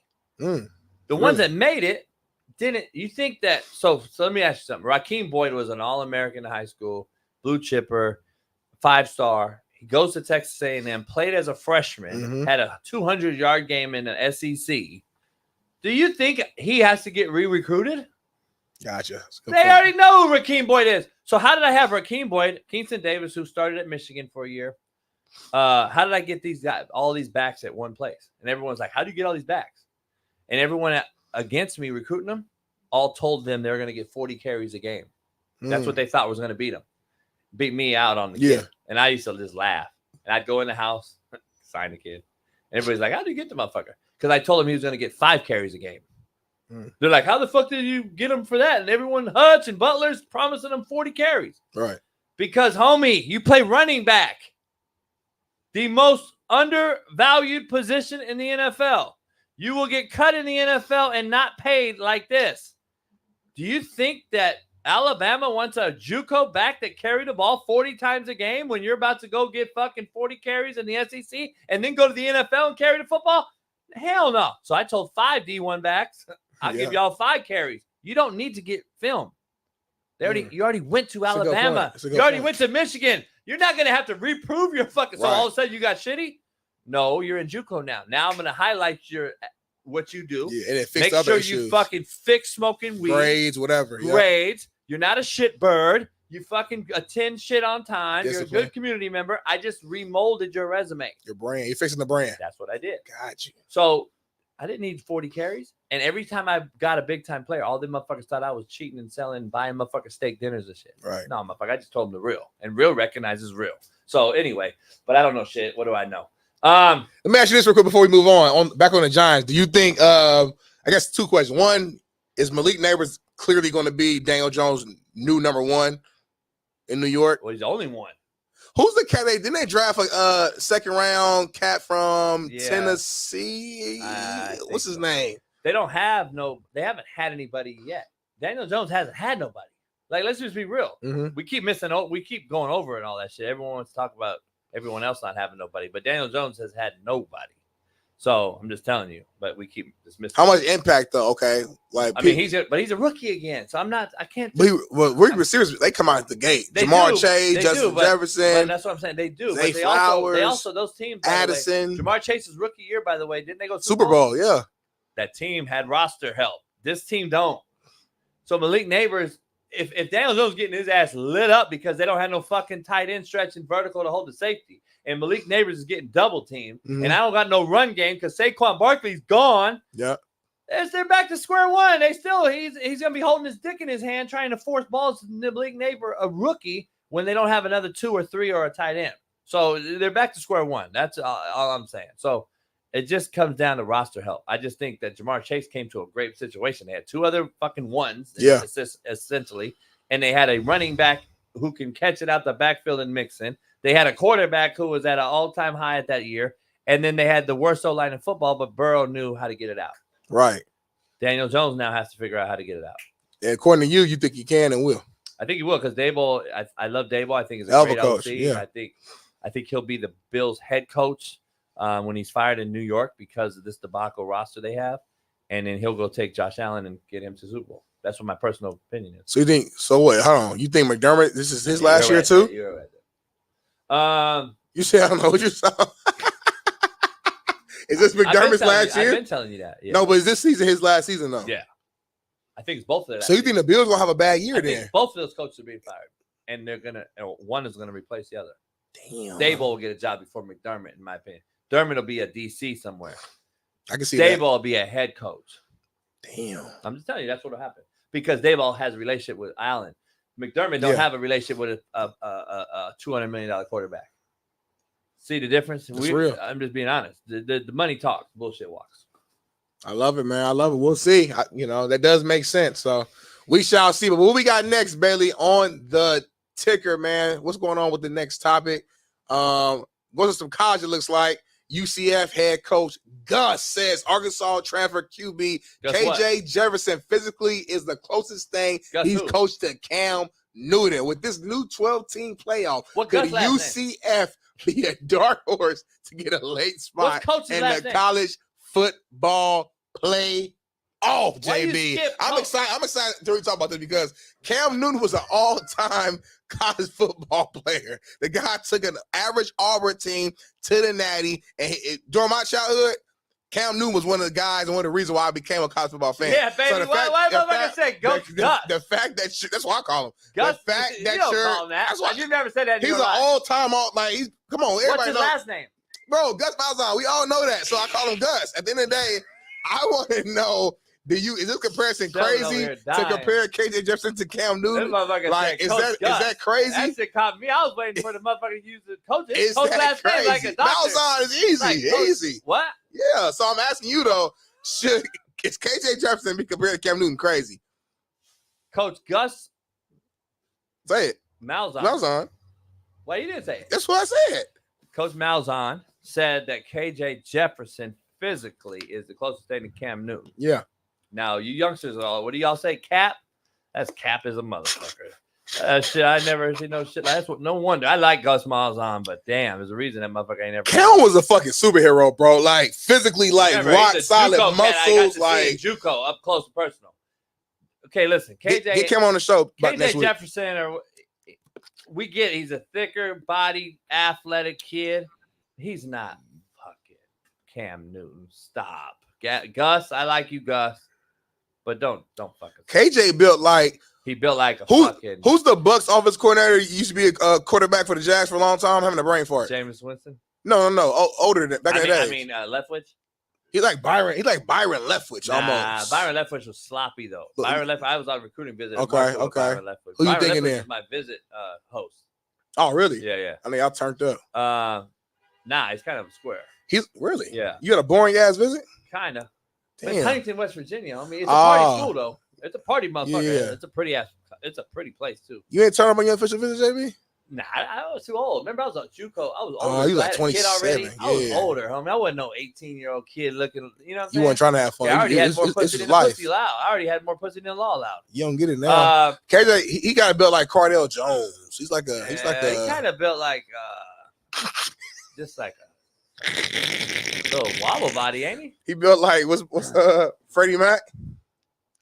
Nah, Freddie's 6'8", 6'9", though. How tall is KJ? 6'5"? I don't think so. I think he's like 6'3", 6'4", ain't he? I don't know. I don't think comparing anybody to Cam Newton right now though is just blasphemous. I don't care if it's physically, talent wise, arm strength, speed. Yeah, no. He's one of the all time. You could argue Cam Newton could be like an all time. Quarterback in college. You know what I'm saying? No comparison. Yeah, so I don't. You might as well say he looked like fuck Taylor Swift. Like it made no sense. Ain't no comparison. Compare Taylor Swift to fucking Kelsey then. Nah, I feel you on that one, man. But hey, he is a good player though. I don't want to like diss him. I'm just saying. No, he's good, but I don't think we're so quick to compare. He's not a passer of football. I've watched him plenty of times. I've seen him I broke him down throwing the football. He's a thrower, not a passer. He's very stiff at his release. He kind of reminds me of Shedeur Sanders' release, but he's even stiffer. He's even stiffer than Shedeur. As far as just fluidity at the point of release, like he's just very stiff body. His release is like from here. The ball's out like that. I just don't see him equating to an NFL big time guy. he's going to be a guy that we talk about moving his position, quote unquote. You got to move him. You know how they do that every year with somebody. They just did it with the Tennessee QB Milton. Shit. And Milton is by far superior than him as far as spinning the ball. Milton can spin the rock. Huge arm. Yeah. So I'm just saying, like, there's just I don't see it. I think it's laughable actually by Coach, as you'll say, Gus. Yes. Shout out to Coach Gus, man. But speaking of the Sanders, Shiloh Sanders was talking about the Raiders putting together like a deal for him and Shador, saying if his dad can LeBron James this thing, it would be a great thing. I think we got a video, if I'm not mistaken. Let's play it, Bailey. Your dad talked about potentially having 4 first-round draft picks coming out of Colorado this year. Right now, a lot of early draft projections have your brother in the top 10, Travis in the top 15. Some have your brother coming here to Vegas, though. I don't want to get too far ahead, but your dad did say he would love for him to play here and, love for him to play under AP. Your thoughts on the city and the organization overall? You know I'm going to the league, too, also, right? No, absolutely. Right, so, absolutely. Yeah, they did a cool little package deal. That would be cool. Okay. Or my dad just LeBron James that thing. That would be great. I was just playing. But I mean, my thoughts on that one, the LeBron part was a little bit, I think with every joke's a little bit seriousness behind it. So I think he's joking, but at the same time, we do know Dion got a little bit of clout, obviously, and some influence in the NFL, but I don't think he can LeBron James. I think it's a little different situation, obviously.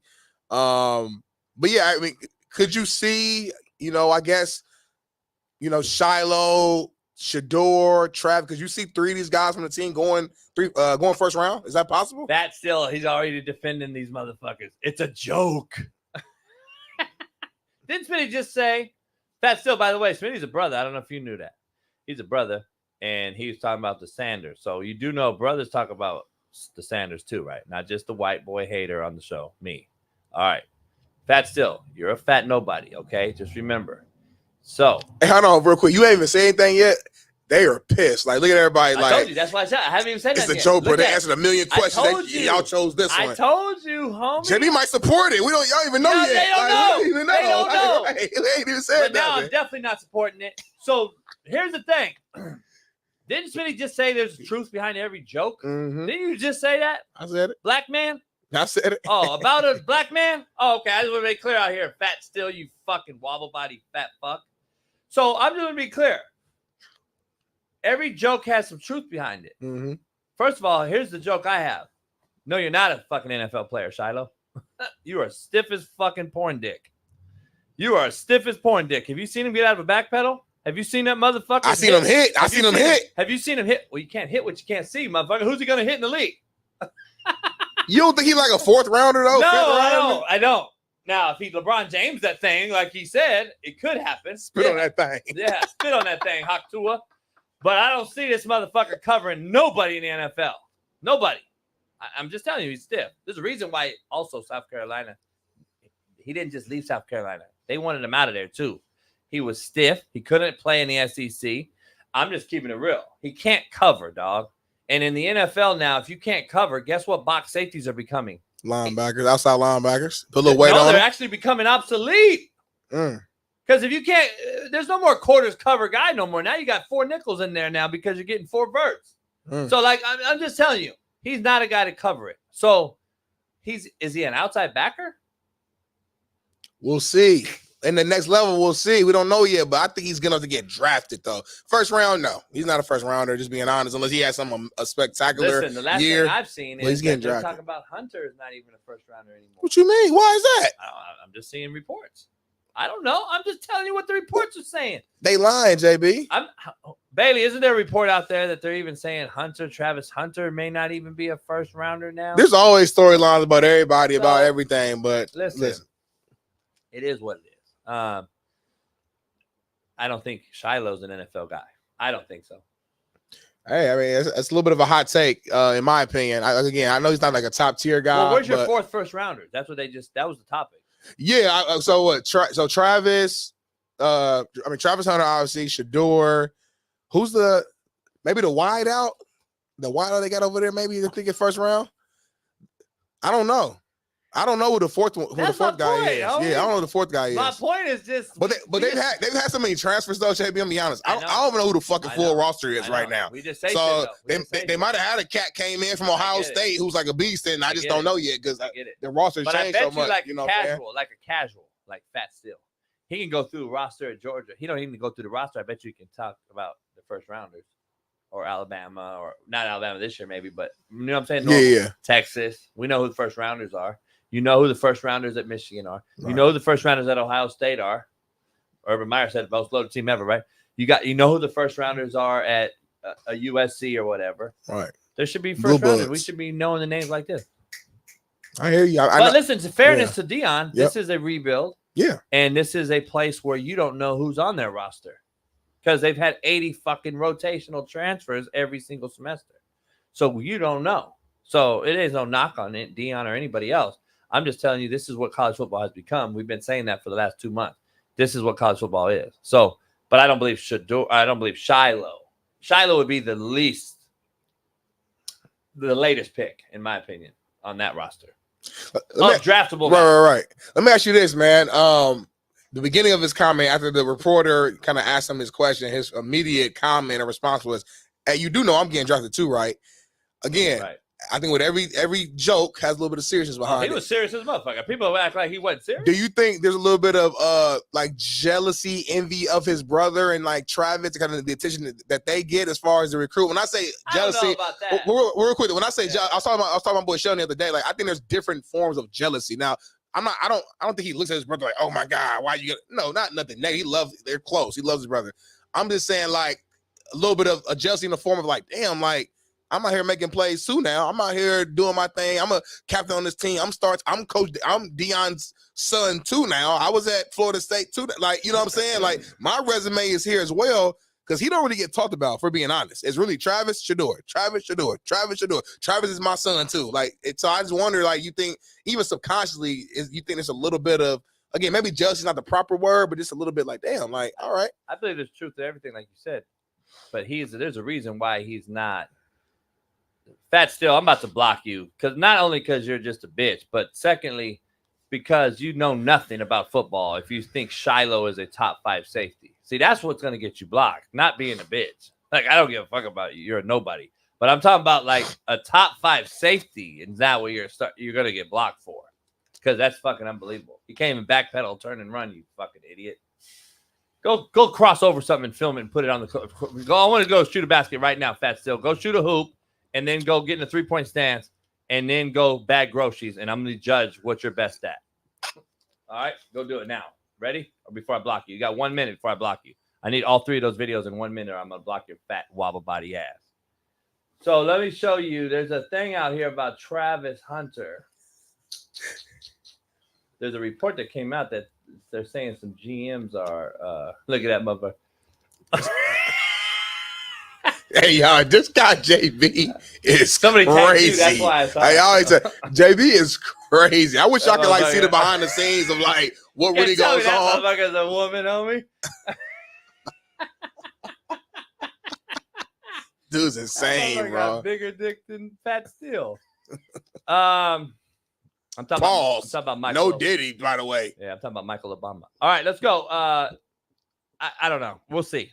Bottom line is, though, we're talking about Smitty. You keep talking about preemptive shit like you hate to too, but that's all we do about Dion and them. Because until the season happens, until their record shows up, until their players get drafted, we just guessing. We're just guessing. I'm saying that's what we do with college. That's all we can do is guess. That's what I'm saying. So that's what most of sports talk is why guessing. Y'all get mad at me when we do it? That's because your guess is always on the negative. No, it don't matter. It's a guess, homie. Why is my guess different than your positive? Get some positive shit sometimes. The glass is half full. It ain't half empty, homie. I'd rather be real than fake and positive. And then at the end of the day, this motherfucker gets his ass ran through all damn season. You think Shiloh Sanders is going to cover 4 verts in the Big Ten this year? We gonna find out. But you think realist means being negative all the time, JB, and saying somebody's shitty. You think the truth is negative. That's a you problem. No, I don't. I think the truth is the truth. And whatever that is what it is. Shit. Say it again. Shit. That's how you say it in the hood, by the way. You say shit and let's see if you're really you ain't from the hood. Say it. I want to see if you're really from the hood. Shit. That ain't no hood shit. That's a white boy shit. You white, motherfucker. How you gonna tell me what black people is? JB, no matter where you grew up, homie, you do recognize when you look in that mirror. That motherfucker, come on. You country motherfucker, Sheldon. Your face getting red. Got a whole thing of dip. You eat dip, motherfucker. You got Canada dips at your store. I've been at your house, homie. You got Canada dips everywhere. 2 fucking dogs. And then a white boy. Shit. This motherfucker got 2. He got Callie and Ash. He got Callie and Ash laying on his bed right now. Black people don't let the dogs on their bed. I went to this dude's house. He grabbed my plate and I was done eating and fucking gave it to the dog. The dog was licking out the fucking plate. That's white people shit, homie. Hey, no matter where you grew up from, you still white. Thank you, Bailey. White Wonder Bread motherfucker. When you look in the mirror, your skin turn pink, homie. Hey, listen. Shit. All I want to know is, how is the truth hate? That's all I want to know. I think you about to say some real like prolific shit. You know, you always say the same shit. You always negative though. But when I say why is the truth hate, you've never been able to answer. And either has any of these bitch-made dick writers in the chat, either has these nobodies. Nobody can ever answer why the truth isn't hate. That's crazy. Is the truth never positive though? Maybe it's not. It's the truth. It's never though. How is the truth given a positive or a negative thing? I thought the truth is the truth and the lie is a lie. Is that not true? But why is your truth that you decide to bring on this show always tends to be on the negative side though? Because it happens to be the truth. So you never found truth that's positive? God damn, homie. Am I Einstein around this motherfucker? Is it that hard to realize that the truth is the truth and a lie is a lie? For example, the truth is I came on the show and I highlighted for a Smitty Says So, a young brother, 16-year-old who made the Olympic team. That was the truth. That was a fact. And that was a positive thing. So I decided to bring a positive truth to the show. For some reason, in your innate like brain and your subconscious, you have is it 2 N's or 1 N? Let me know. I'm asking you. You let me know. Let me know. Spelling bee fucking let me know. Genius. I'm a good speller. We can do it all day, every single day. Starting tomorrow. We're gonna do it. We do spelling bee all day. My point is you decide what truths you want to bring into the show. And for whatever reason, the truth that you go seek and find every single night, you and Bailey, because Bailey's your mini me. Shout out to Bailey, that's my guy, but that's your mini me. I see y'all like fucking Austin Powers. He's the mini version of you. Y'all go find y'all truth is on the lean negative. I'm asking why. Why can't you go find fucking 5 positive stories of some truths that happened last night and let's highlight them? I'm not saying you should. I'm just asking you why. As your friend, as your counterpart, as your co-host. That's why I asked you earlier today, who hurt you, JB? Because somebody hurt you, JB. It's the reason why you lean left, why you lean negative, why you lean that way, why you so quick to cuss out Fat Steel and fucking homie Mac, Freddie Mac, every single show. You look pissed right now. Look at your face expression. Look at the camera. You look pissed. Your normal face is pissed off. You wake up shitty. You mad? You wake up. What the fuck, homie? Why the fuck I'm up right now? What the fuck? Hey, Sheldon, so my normal face is a truth-telling face, and again, it's mad. Again, it's because it's true. I'm just a real motherfucker. I'm sorry that my realness hurt you. Shout out to D. Jones. He said, get him right, Smitty. Shout out to D. Jones. Hey, by the way, again, I got to drop the mic on this fucking nobody. Read that, please. G. Wizzy said, and I quote, JB would have, with no apostrophe, hawk Tua to get Shiloh at Indy. Okay, now, can we break down the truth? Break it down. Okay, so the 2 safeties at Indy that played on those shows? Yes. And the 2 corners are all in the NFL. Where was he going to play at?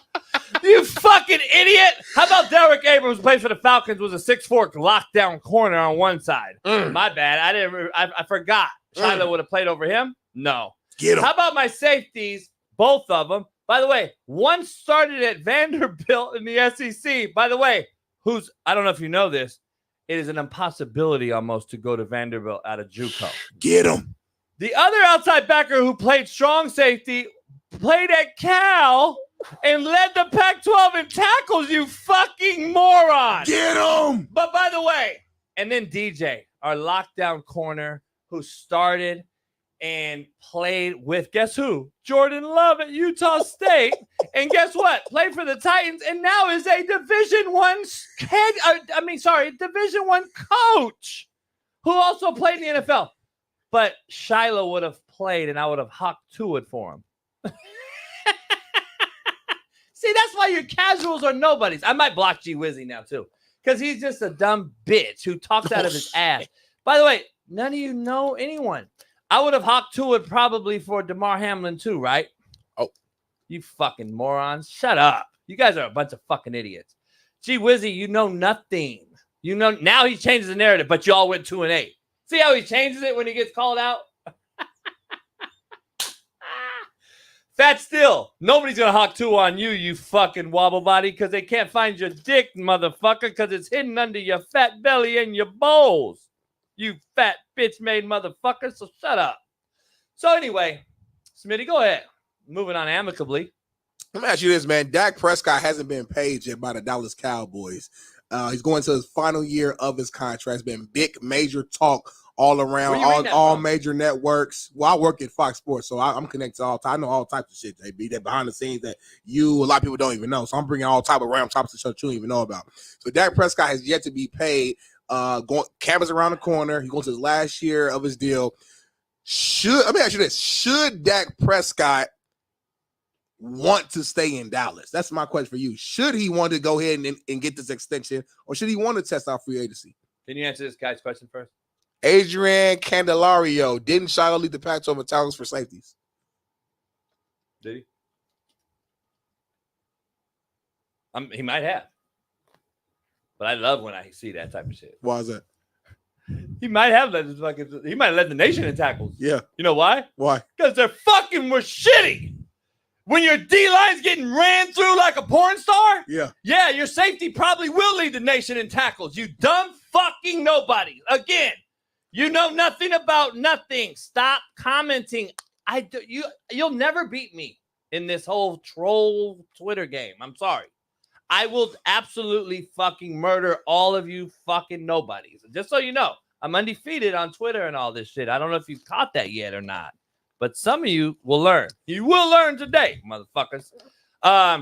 It's fucking unbelievable. Our D-line gets absolutely ran through. Our linebackers are absolutely fucking nobodies, and we're giving up 50 a game, but our safety leads the nation in tackling. No shit. He better. Last line of defense, JB. You can't fuck with a coach, I don't think. That's what it is. Is it impossible? Well, not a hustling hood coach. You definitely, because I'm covered in all areas. So you're never going to beat me. So how are you going to beat me? Fat Still's a nobody. We saw him. All right. And we brought him in. He looked like fucking Ant Banks. Okay. Big worm, big perm. Yep.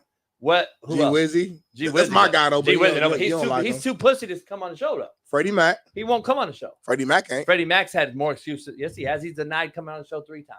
I had to work. You got to work, but you can type in the chat all day? Like, make it make sense, homie. Like, goddamn. Come on, man. Should Dak Prescott want to get paid by Dallas, or should he want to test free agency? I think he should test free agency because the money that all these average quarterbacks like Daniel Jones are making. And I think that as much criticism as we give Dak for coming up short in the playoffs, which he has, he's still top. I call him top 10 quarterback in the league, in the game. And he's one of the better regular season quarterbacks year in and year out. Dallas goes out here and wins 12 games. Like it's the thing to do. Win the division. It seems like year in and year out, either them or Philly, but they're always top 2 in the division year in and year out. And I think there's a lot of teams that would love to have a Dak Prescott. When we think about, try to look to the future, we don't know what's going to happen with Aaron Rodgers and the Jets. We don't know how great of a year they're going to have. We pray that he can stay healthy. But again, he is 40 years old. So let's say, like this season doesn't go as planned, or Aaron decides to retire after this and he wants to go run for president, not president, but he wants to get into politics. So who knows? There's been a lot of little notes out there about what Aaron Rodgers wants to do. Maybe the Jets want to go out there and get Dak. That's just one example. Maybe the Giants at some point, want to find a way to try to get out of Daniel Jones' situation and bring Dak there and get Dak in New York. Again, I'm throwing out just, random examples. My point being is there will be some teams out there that would love to have a guy like Dak Prescott, a guy who could fit in. I was talking to somebody the other day about the Niners. Now, again, I know Brock Purdy has had he's been a hell of a career so far. I think he's going to his final year, if I'm not mistaken, before it's time to pay him. Depending on how this season goes, I don't know. Like, let's say Brock has like a down year, hypothetically. Again, I'm not predicting that, but let's say he does. Maybe Shanahan wants a guy who's a little bit more experienced, because I know Shanahan, he needs to win now. He don't have time to worry about the younger guy and building. So I can see him being like, you know what? Sorry, Brock. You weren't our guy to begin with anyway. You kind of fell into our lap. We wanted to go with Trey Lance. That didn't work out. He got hurt. He didn't play well. So we kind of fell, you just next man up. maybe Dak is a better option there. So these are just multiple examples, but I could see Dak getting paid and also getting more love going to a different market outside of Dallas. Talk to me. You've been talking this whole time? Yep.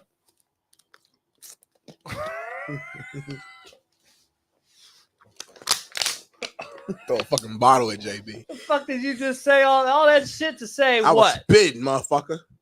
Listen, spitting. That's real. That's real. Like you remember, you never seen it. See, Sheldon, he never saw Tropical Thunder. I haven't. This motherfucker. He ain't seen it either. Sheldon ain't seen it either. Contrary to belief. How you know what he saw? I know it's my brother. Like me and Sheldon, it's so many stories we came and tell you offline. Remember when they were walking, Sheldon, that motherfucker was like, "You've been talking to me this whole time." That shit was comical as fuck. That's how I felt right now, because I just heard a lot of fucking blah, blah, blah, blah, blah, blah, blah. Because you got fucking ADHD, motherfucker. You can't listen. I know you do. I know you do. I know you do. Yeah, you would. Yeah, you would. I listened and heard everything you said, by the way. I could recite Tell me everything I said right now. Word for word. Should we be paying Dak Prescott, or should we worry about all these games? So they need to win 12-plus games. By the way, to answer that question, Tony Romo also won 12 fucking games, and guess what? Everybody wanted to castrate him as well. So then you would talk about going on. Who do we sign, and what do we happen? Then we had about Aaron Rodgers. He retired. He's going back to go with the Cowboys. By the way, Jerry Jones is a fucking weirdo. He's 90 years old, billionaire, who fucks with young bitches, and this is the problem. Until he gets out of there, we're going to continue to talk about the Dallas Cowboys every fucking year. It's the same story, homie. Dak can't get out of the first round. You got a guy that wants a podcast more than play. And then you got a fucking CeeDee Lamb who drops more balls than he catches. But listen, he's elite. The market's high. He'll get paid. Period. Who do you pay, Smitty? CeeDee Lamb, Michael Parsons, or Dak Prescott? Can't pay all three of them. So go ahead in that order. Tell me who you're taking 1, 2, and 3. Or give me 2 and get rid of 1. Go. Let's do that. Give me 2 and get rid of 1, motherfucker. Now you want to talk all that shit that I didn't hear you and shit. Go ahead. I'm paying Micah. Cole Hustler. I'm paying CD. I'm letting that go. Wow. Fool me once, shame on you. Fool me twice, shame on me. Fool me 3 times, fuck the peace. Oh, so then what are we talking about then? I'm saying both sides should split up if this year, unless they win a Super Bowl this year. If the Cowboys win a Super Bowl this year, it changes everything. What's my prediction earlier this year? What did I say? I don't know. I said Dallas Cowboys will have a new head coach and a new quarterback. You said Bill Belichick will be the head coach of the Cowboys. Yep. And you said quarterback. Aaron Rodgers. Stop playing with me. Watch that shit happen. But if that's the case, you're also predicting that the Jets will have a down year then. There'll be a letdown. Not necessarily, but he's on his second year already. So, but why would Aaron Rodgers go win a Super Bowl with the Jets and then Indoor, go warmer area, 41 years old? Next. You think Aaron Rodgers from California want to play in the fucking snow outside at 41? Or does he want to play indoors in Dallas, much warmer climate? Indo, it smells like outdoor. Name that movie right now. You better know it. You better fucking know it. You better know it. By the way, you're disrespectful. We're not moving on until you say it. No, I'm not going to say it then. We're not moving until you say it. You're disrespectful. We will sit here in silence until you say it. That's more disrespectful to me than it is like we will sit here in silence until you answer my question. Indo, it smells like out. Don't look at me. Don't look at the comments. Don't look at the comments. Don't look at the comments. What do you mean? Why do I need to look? What's that from? Because I know you get down. Come on, man. Is it 1, 2, or 3? You should know that. You know what's She first. didn't even ask me that. She didn't even ask me that, partner. Disrespectful. I'm not gonna look. Come on. Well, listen, JB. What time is it? It's 7:50. And you know what that means? I mean, it's time for a rant. For a daily rant by Coach JB. So Bailey, I'll do it right here. Do it right here next to me. Right here. Give me my theme music. Yeah, give me the theme music, Bailey, JB Jr. It's time for daily rant. Without a doubt, it's Compton in the house. Without a doubt, it's Compton in the house. Without a doubt. Woo. All right.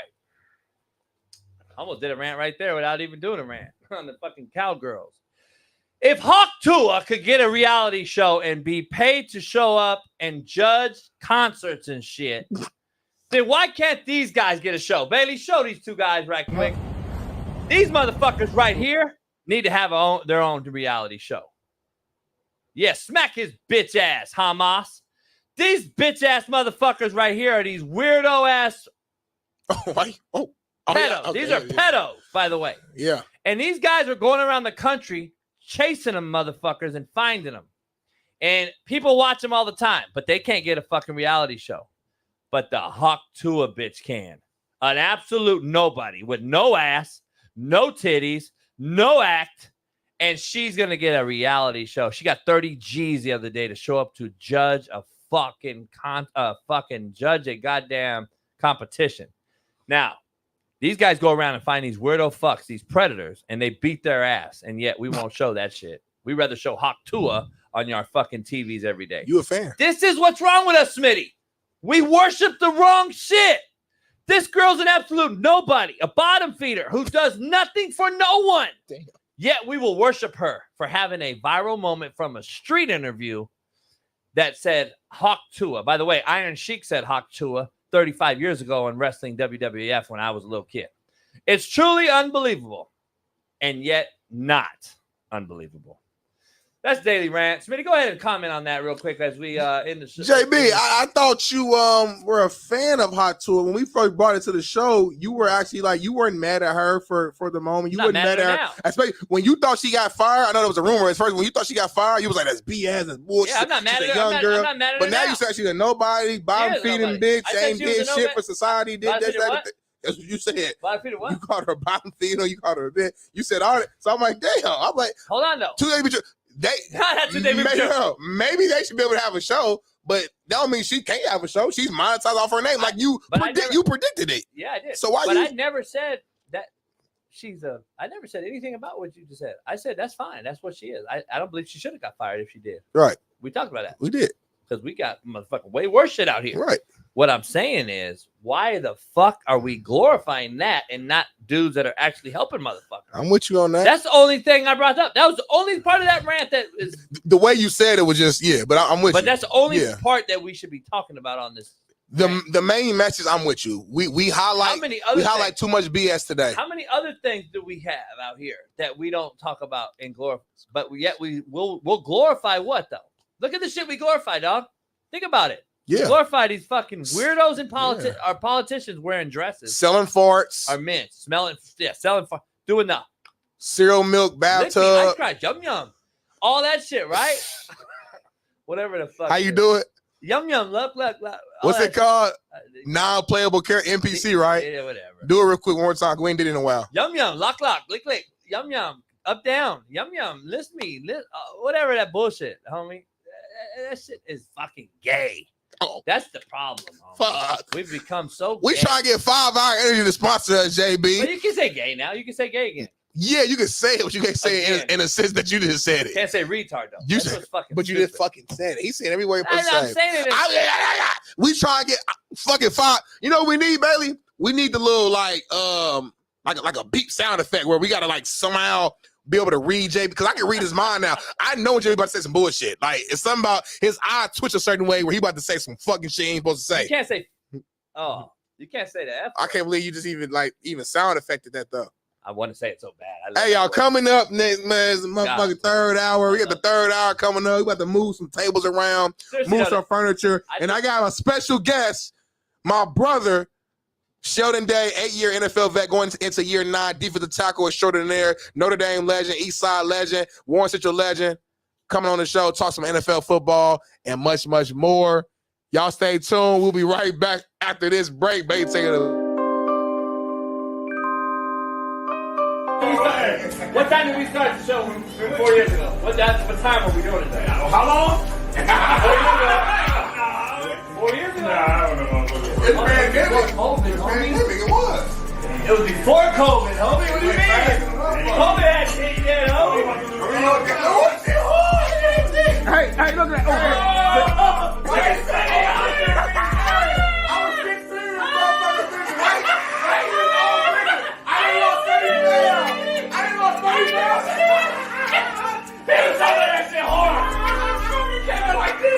That's my boss picture out there.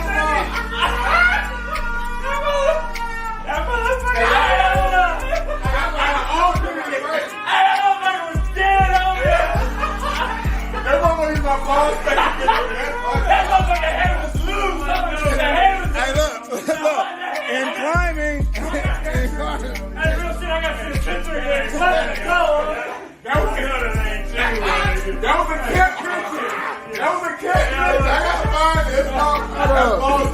What's going on? You got the man, Big Smitty, man. We got JB in the building, my man Spree. Rory in behind the ones and twos with the camera. And welcome to the Coach JB Show, Big Smitty live in the fucking cigar lounge. What you doing, JB? What you got going on? Drinks, cause I'm like a bitch in this motherfucker. JB ain't got no AEs, y'all. He been talking about this all week. I got all the lows and all the AEs. There ain't no not AE in here. Come on now. It's been on swole. I can't wear this on a shirt. You know what I'm saying? My man goes to Beyonce on me. Big Smitty, Trail, Shit. JD. I lived the wrong end, y'all. We turned up, y'all. It's all good. Players fuck up. I lit the wrong, I cut the wrong side. Ah, damn, this motherfucker's drunk already. I just smoked other cigars I've never done before my life. I'm nervous. I'm like, why this shit ain't hit? Nervous. Wow. No, take that off. Because you don't smoke it that way. Throw that out. I can't wait till cigar. Now I gotta stop 3,000 cigars for this motherfucker. I'm the guy that has to do everything around this motherfucker. I'm carrying the whole fucking squad. I got it right now. I like this side though, JB. Yeah. Yeah. 17. But you can't handle the big boy. Everybody stop playing with me. I don't smoke like that though. Everybody know that.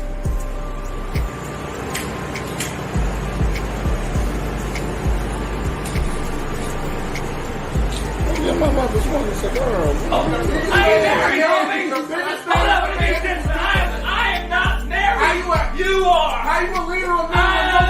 Because I'm not married. You fuck everything. Yeah, you do. So I ask you motherfucking D. Short, fat, everything. Tall. Short, fat, skinny, and tall. I fuck them all. Get the fuck out of here. Well, you did get hot before, JB, on accident. That happened. That's what you do. I know with you. Yeah. Can you reshare the story though? Everybody did everything with him. Reshare the story, please, about the night. I was trying to take this motherfucker to his house, and for 3 hours, we could not make a right turn. So we kept making a left-hand turn on everything. It probably went 3 hours, but it's at least like 30 minutes. Right. So, It's a long time. A long time. Motherfucker, all we can do is laugh, homie. Smitty, I'm gonna tell you right now, his front door was where that TV is. Right. And this is the street. And you're in the right side passenger. Yeah. I'm right here. I'm driving where he is. One-way street. You're straight. Alright? He's me, you're him. Yeah. That's his door. That's his door. One-way street. Right here. It's a one-way street. Right. We driving right here. Yeah. We do not stop to get out and go in that door. He kept going and making a left and getting out on the main street and kept going all the way around the block. Y'all saw the house. Saw the house. His door's right there. He couldn't see me stop after he motherfucker hit. That one without the switch and you drive to the hill. He couldn't drive, homie. So he looked at me. I looked at him. His motherfucking eyes, his blood started raining. His head started falling back on the seat. He couldn't even hold his motherfucking head up. I wasn't high until the motherfucker said. Yeah. He said, no, first of all, we ate 2 gallons of Baskin Robbins, homie. No. Gallons. At first, we had the chocolate chip cookies. That's what we dropped this girl off at work. She had a bag of chocolate chip cookies. We don't smoke. Drop off at work. I'm like, man, you know I love chocolate chip cookies, don't I? Man, give me that shit. That shit ain't gonna do nothing. Let me tell you that I only fucked the strippers, I think, at one point. Yeah. My baby mama. JB fucked with a lot of bad bitches. I ain't gonna even front on that shit. That was 30, 40 years ago. He still, yeah.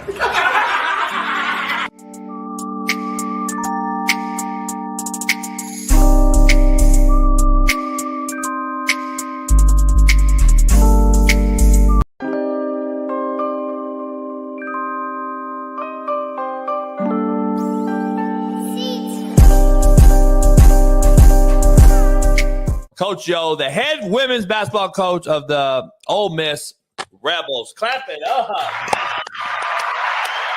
What up, Coach? Nice to meet you, Coach. It's getting ready to be a shift. If you're not okay with these players having some power, you got to get out the game. Straight up, or you're going to get ran out. I'm very particular on the type of kid I go after. Like, if they come in the door, I need this, I'd be like, all right, see ya. I'm still old school in the fact, like, I want the players that got a chip on their shoulder. I want the players that someone said they couldn't do it and they ready to show the world they could do it. You know, I want the players that that want to be coached hard because they're still out there. There's a narrative. And yes, the game has changed. And, you know, some people say they're soft. And yeah, and that's true. Like, we came up different. Like, let's just keep it a stat. But there are some kids out there that still want to get it out the mud, still want to work, still want to grind. And that is where these coaches are messing up because they're really not evaluators for real. Come on now, JB. You was getting kids from. People don't know, Coach. There was like, okay, I get 30 D1 transfers a year to come back to me, which used to be the portal, right? JUCO was the portal before what is created. Now JUCO is going to probably implode, unfortunately. I want to speak for the coaches. We are not complaining that people are getting paid.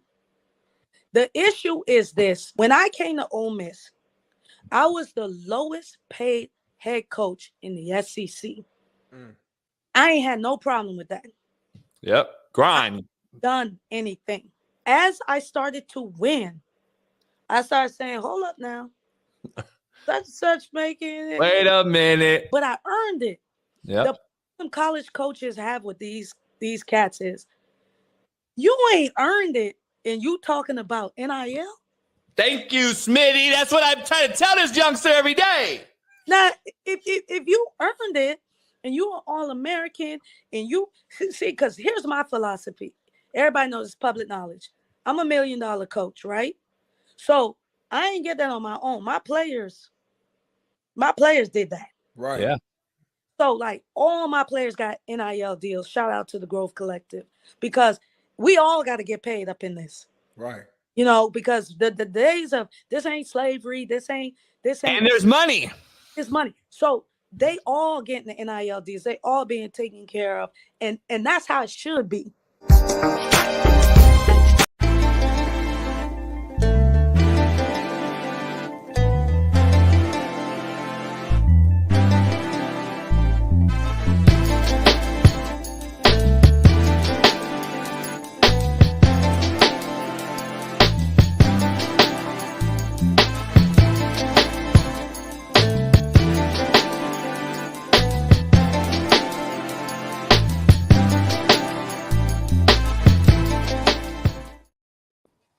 What's going on, y'all? We are back. We are back here live in the final hour of the Coach JB Show with Big Smitty. And as promised, we got a very special guest with us right here, live and in person. I think it's his second time on the show, first time in person. Like I said before, Notre Dame legend, All-American, 8-year NFL vet, started and played in the Super Bowl, played in the national championship, got a state championship at the high school level, Naptown legend, Warren Central legend, defensive tackle phenomenon, the one and only Sheldon Day. Welcome to the show. Clap it up, baby. Clap it up, baby. How you feeling, big dog? Man, I ain't gonna lie. You hit me with all those accolades, and I lost a lot of those games. I lost the Super Bowl. I lost the national championship. I don't even want to really count the national championship. We got blown. We got our at. Oh, there we. I used to stuff in my face. I don't know how I feel. Like I usually swipe that, you know, stuff like that. No, did he? You did lose a night against Bama. Hey, I was on Theo Von's show way back, and they kept doing it, and I was like, "Motherfucker, I don't suck on cylindrical shit."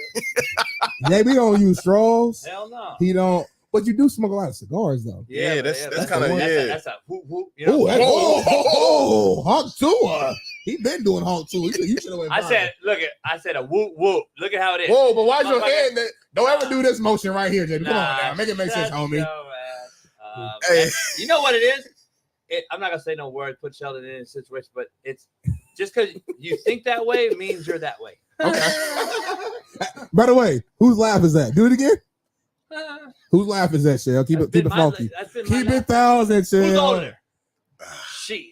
But I talked to your homies. They said you didn't laugh like that before me. Always laugh like your OG homies. You don't know. Anyway, Shell, man, we're excited to have you on here, man. What's going on in life, man? It's going to year 9 in the NFL. What's the latest? How you feeling right now? Just what's going on? Dang, year 9 sound crazy. It sounds insane. That's I remember your draft day party. We was turning up in the limo. Yeah. Came to the party late, to your own party late. You got to do that. Had the whole VIP session. We had nachos, liquor, drinks. DJ was going crazy, but now it's year 9. it's crazy. It go by so fast. It does. It go by way too fast. Like I remember being a rookie, bright-eyed, bushy tail. But here we are, year 9, feeling great. Damn, my knees look weird on camera. You look skinny. You look skinny. Come on now. I ain't skinny. I ain't been skinny since I was 13. How much you weigh? How much you weigh? When I was 13? Right now. I'm about 287 right now. Yeah. Jeez, I'm 264. That's active. You what? 264. Nah. I see that little baby shirt over there. Yeah, he probably like 250 for it. He can give himself the 10 pounds. Hey, that's cool. I like being small. All that big shit is I don't know, but like, let your knees hurt right now. Nah, they feel Why great. your hands on your knees like that? Because I don't know where to put them. Nah, that's subconscious. Because I really want to swipe this mic because like it's just right there. It's still there.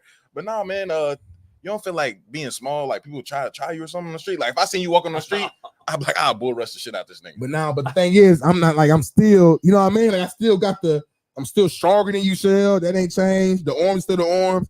The traps, like I'm not small. I'm just not football player big no more. When you walk around as an everyday human of society, being 290 is pointless. I'm 260. You understand? That's bigger than most of normal Americans. That's still big. Look at this video right here. Shout out to Bailey. Like I'm still the same mentality beast. Shout out to my guy Ian. He works on cars and rotating the tires and shit like that. Okay, Ian. Look at Big Smitty right now. Look at Coach Philly. Hold on, tell me. Why's the person in green? Because this was like Marvel Day. We all fucking this Joker in the back. I had green on me, but I sweated it off. Who the guy with the short shorts on the left, racking the bar? Who he supposed Ben to be? Eagle, captain, linebacker. Look at that pose, Bailey. No. Rewinding and posing. Yeah, Bailey. Shout out to Jay Will. Yeah. Whoa! Nah, keep going. Everybody Bailey, keep screenshot going. that. Nah. Screenshot and post and put hashtag Big That Smitty. guy right there. Who is he supposed to be? It's Marvel Day. It's Marvel Day. It's dressed up day. It wasn't Marvel Day. I can't remember the exact day, but we all were characters. When would you ever wear cutoff shorts and a beater? Ben Eagle was that guy. Chip tooth, his tooth will fall out. You keep playing. Linebacker, Mike, hitting shit. Dog. I didn't want to see his those first 2 years of Ball State. Nah, that's first Ball 2 State years shit. of Ball State. Nah. Different. So I'm talking about you telling me if Ball State would have traveled to Notre Dame. Yeah, my while you were there. Freshman, sophomore year. While you were there. While I played, yeah. Freshman, sophomore year, we would have been a challenge. What do you consider a challenge? First 5 minutes? No, first. When y'all got off the bus? Probably, I would say like middle or third quarters when y'all probably would have started slowly, probably like get like a comfortable lead. But y'all wasn't like that for real. Like from a standpoint of like offensively, like Notre Dame don't scare people like when you go off the bus. Respectfully, like you guys are good, you're disciplined, you got good grades, you're smart, you guys playing a little 4-eye, but you guys are not a team that we think of as like a physical monstrous team. Disrespectful. But wait, the team that went to the Natty, you were gonna hang with? Yeah. Matt Ty was overrated. I'm not gonna. Never mind. You cannot say he was overrated. He's probably one of the greatest college football players. He's a great leader on your team. But we're talking about players. But when he played Look at his stats. When they played against the real dogs, though, he has the mental stuff going on. You can't take that. Like, talking about. That lets me further know that y'all motherfuckers wasn't like that. We all got mental shit going. You know where you from, Shell? You had shit going on. Hear me out. I don't want to go into. Hear me out. That's your boy. That's my dog. That's my dog. All right, so but yeah, I mean, we can go into it. Like, my man, you talking about during the season? Y'all want to play this in that championship, right? So we talking about regular season, man. Yeah. Bailey, you might have to find them stats. Regular season, nah, man. He balled. Heisman, yeah, he balled. As a linebacker, he balled. But I ain't played nobody. I played Boston College. I had a very shitty schedule. JB, you remember that, JB 2012? Hold on, we played Michigan State, Purdue, everybody. Yeah, USC, Purdue Stanford, like that. SC been shitty since Bush left. He was never overrated in college, though. That's what I'm saying. All I'm saying is this: you going by? It's crazy. See, Smitty going by what he did in the league. Nah, we argue all the time though about me saying you don't translate to the league. Like certain guys. Yeah. Make it make sense, Smitty. How you gonna just skip his college accolades and go to the NFL? And now you don't want to give Catch credit that I say don't translate. It make sense. All I'm saying is shit. We had some balls on our team. No, you did. Nate Ollie, dog. D-line coach right now. Jonathan Newsom, dog. Led the coach in sacks when Robert Matthews got hurt as a rookie. Had him on the show before. Dog. Big Smitty, dog. All conference. Captain. All that shit. Jay Will, pro receiver. Dog. Keynan, just giving the ball in space. He's getting yak. Dog. The one X factor, and this is a fact, our quarterback was better than your quarterbacks the whole time he was there. Time. Keith Winning. Keith Winning was better than Everett Golson. Yes. Bailey, Bailey, find the stats. Please. Find the stats. Bailey. Keith Winning and Everett, and I like Everett. Look up the stats. You about to be Look it sick. Up. You about to be sick. I guarantee you about to be sick. You about to be sick to your stomach right now. First of all, Keith Winning got the ball off. A dog. I would have been a Keith fan. Got drafted, by the way. Hey, Keith, man, remember we partied at Brothers?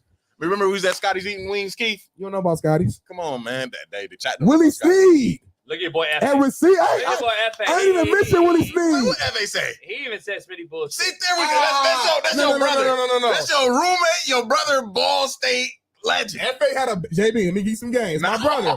F.A. had a bad experience at Ball State, so he don't fuck with the school. So F.A.'s my brother, but he's like you, JB. Negative Nancy, glass half empty, not half full. That's my brother. I die for F.A. But that's what his mindset.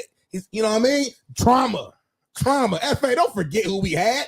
Jamil, Willie, Keynan, Connor Ryan, myself, Jay New, Nate, Nick Miles, fucking Travis Freeman from Glenville. How many NFL guys were on that team? About 5. Scott Cavana, best punter in the league. Jay New got drafted. Keith Winning got drafted. Willie Sneed still in the league right now. Keep playing with me. See, you thought you had me when you said that, and I gave you the facts. And he's like, oh shit, he has some guys in there. I don't know. I don't care. I mean, the problem is like Jay New would have to go against Zach Martin. Easy money. I'm not trying to be funny, bro. Jay New is a dog. The only reason why he got drafted 6th round is because it's some like off the field type stuff. The guy was a second, third round type of guy. Jay New's a dog. Led the Colts in sacks as a rookie. Okay, let's move on to NFL. The Colts. We gotta move on to NFL. Sack Manny, sack Brady. Go JB. You're doing hypotheticals right now. I'm saying I'm getting and stats. we all know Ball State didn't have no goddamn schedule close to what Notre Dame played, so it's not even a comparison. But you know, you're defending because you're a homer. We beat USF, we beat IU, we beat Virginia, we beat all these big time schools. But like I was just saying, but you also said AR5 was MVP, so we already know we lost credibility. So let's move on. Let's get into some questions. We still move on, B. Come on, what's next? Sheldon, you asked me in the commercial, Sheldon, you was talking about when I coach again, and I brought up a couple things to you. So I was gonna ask you. I said I don't know if I could coach again unless it was professionally. Yeah. XFL, UFL, whatever it's called, NFL, CFL. And I brought up a discussion I want to ask you. I brought up this thing, Smitty. I said that presidents have PhDs. They have to be a president. ADs, a lot of ADs have PhDs, but presidents have PhDs, and they hire search committees, Smitty, to hire their football coach for their campus, for their kids. So just take what I just said with a grain of salt. PhD holding folks with the highest of high degrees, and they hire someone else to coach their kids on their campus. It makes zero sense. It's the absolute worst use of a degree that I could ever think of. And we hire these fucking search firms that we pay that don't know anything about the kids, Smitty, their parents, the recruiting process, nothing. So I told Sheldon, I said that I doubt I can coach because of that reason, because there is so many variables now. And if without full autonomy, I don't know if I could ever coach again. So I was asking Sheldon like what he thought about the current landscape right now, Sheldon, from when you left Notre Dame. It seems like light years away. It seems like aliens have taken over the country. Yeah. What's happened since when you played till now? And then has the NFL translated from the portal? Have you seen like an uptick in NFL people asking for trades, just like a kid would leave and ask for a portal change? Dang, he hit me with a real one. I would say like things way different. Like we had transfer portal, but you can only do it once. And then it was like you had the real reason because you was gonna sit out and medical or location. And then you had to ask the NCAA, could you play the next year? And they more likely didn't grant it, which was crazy. That's another thing. The fucking NCAA. Man, assholes of America. Yeah, that's crazy. Like the more you think about what they did to kids or what they're doing to kids, blows my mind. But here we are. It's a slap in the face that growing up, my good friend Ed O'Bannon is the reason this whole thing happened. And high school teammates and all this is him and Charles won a national title, UCLA, all this stuff. Video game came out. He sued him. I think both of y'all got checks probably. Here's the thing though, that actually was a slap in the face. That was another cover up for the NCAA to not have to pay players. Like they just, again, like you do that, you fucking look at what they've done recently as far as collectives now. So now you've taken it out again of the NCAA's hand. Yeah. Collectives now pay the player. They still ain't paid nobody. The NCAA still has yet to pay anybody. Yeah. So I'm trying to figure out. But go ahead, back to since you left to now. Yeah. Now kids are transferring. They're getting paid like rookie minimum to go to school and stuff. It's actually crazy. I think the maturity level coming into the league is also dropping too. instant gratification. Like, oh, if I'm not playing right way, I'm gonna tell my agent. My agent's gonna complain to the GM. Now the GM's trying to attend to a 21-year-old kid. And it's a 30-year-old. You're a 30-year-old saying this. Yeah. That's what's crazy. Think about that. Bad. Yeah. So much. Yeah. He's 30. Yeah. He should be still thinking like, you know, like a 21 and a 30-year-old should be pretty closer. He should be closer to a 48-year-old. Yeah. And that's the crazy part. Like that shit that you just said is crazy. But I want to know, like, do you think that you just said something, the maturity level? Do you think that players now in college, Cam Rising, quarterback at Utah, just got granted a 8th fucking year? Hold on, what? Now, let me just go back. Let me give you the facts. He's going into year 7, but they granted him another year. He can come back again next year and play college football. That's insane. So, 8th year, and he came out yesterday. I recruited a kid, and he's a California kid. He came out yesterday and said, nah, 8's too many. 7's enough. So, my question to you, Sheldon, is, are these kids, you're saying a lack of maturity, and these kids are playing more college football than we've ever seen before? Yeah. How does that make sense? Me personally, I feel like coaches are now babying these kids. Fucking right. Because, like, now I got to pay you, and I got to attend to you, because now if I pay you and you leave, now I technically just waste the money. So now it's like, oh, I got to tend to their emotions. Oh, they're not playing. Let me go smooth it over. When I was there, you weren't playing. Get your ass to the back of the line and run these sprints. And you weren't thinking about leaving. Nah.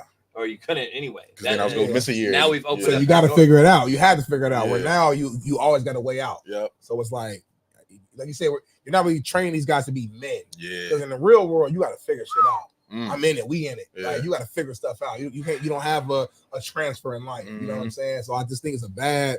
Like, initially, I thought I was excited about it. Like, okay, cool. You know, I think for a player's first mindset. Yeah. But it there needs to be some type of system control. Yeah. Like, you know, Does entitlement create immaturity?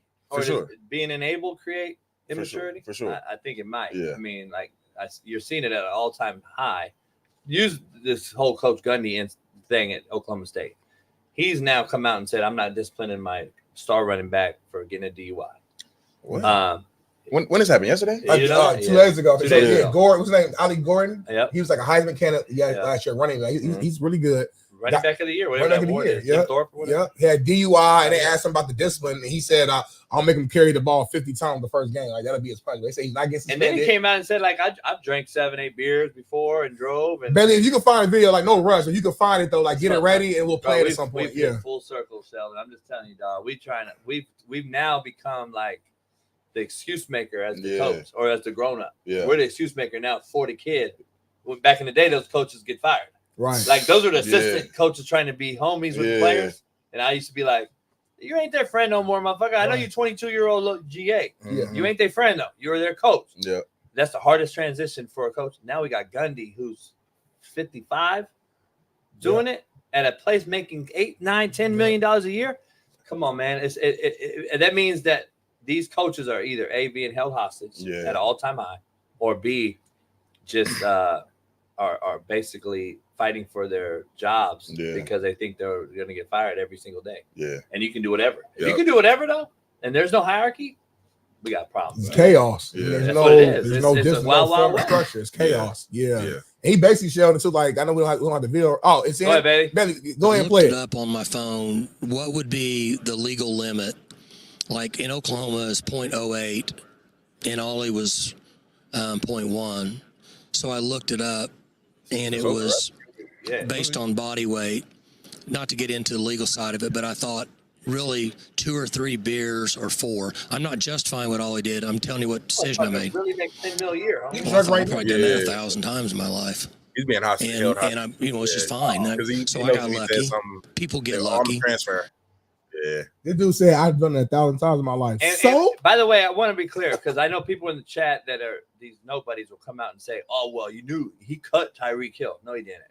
Tyreek Hill got booted out for a Title IX issue because of a domestic violence thing. Oklahoma State mandates out the school. He had no choice. He had right. no fucking choice. Right, that happens at Indiana with Morgan Ellison, the kid that I had at Indiana. I mean, at Indy. All these different things. You have no choice with Title IX shit. So the coach had he didn't boot him out.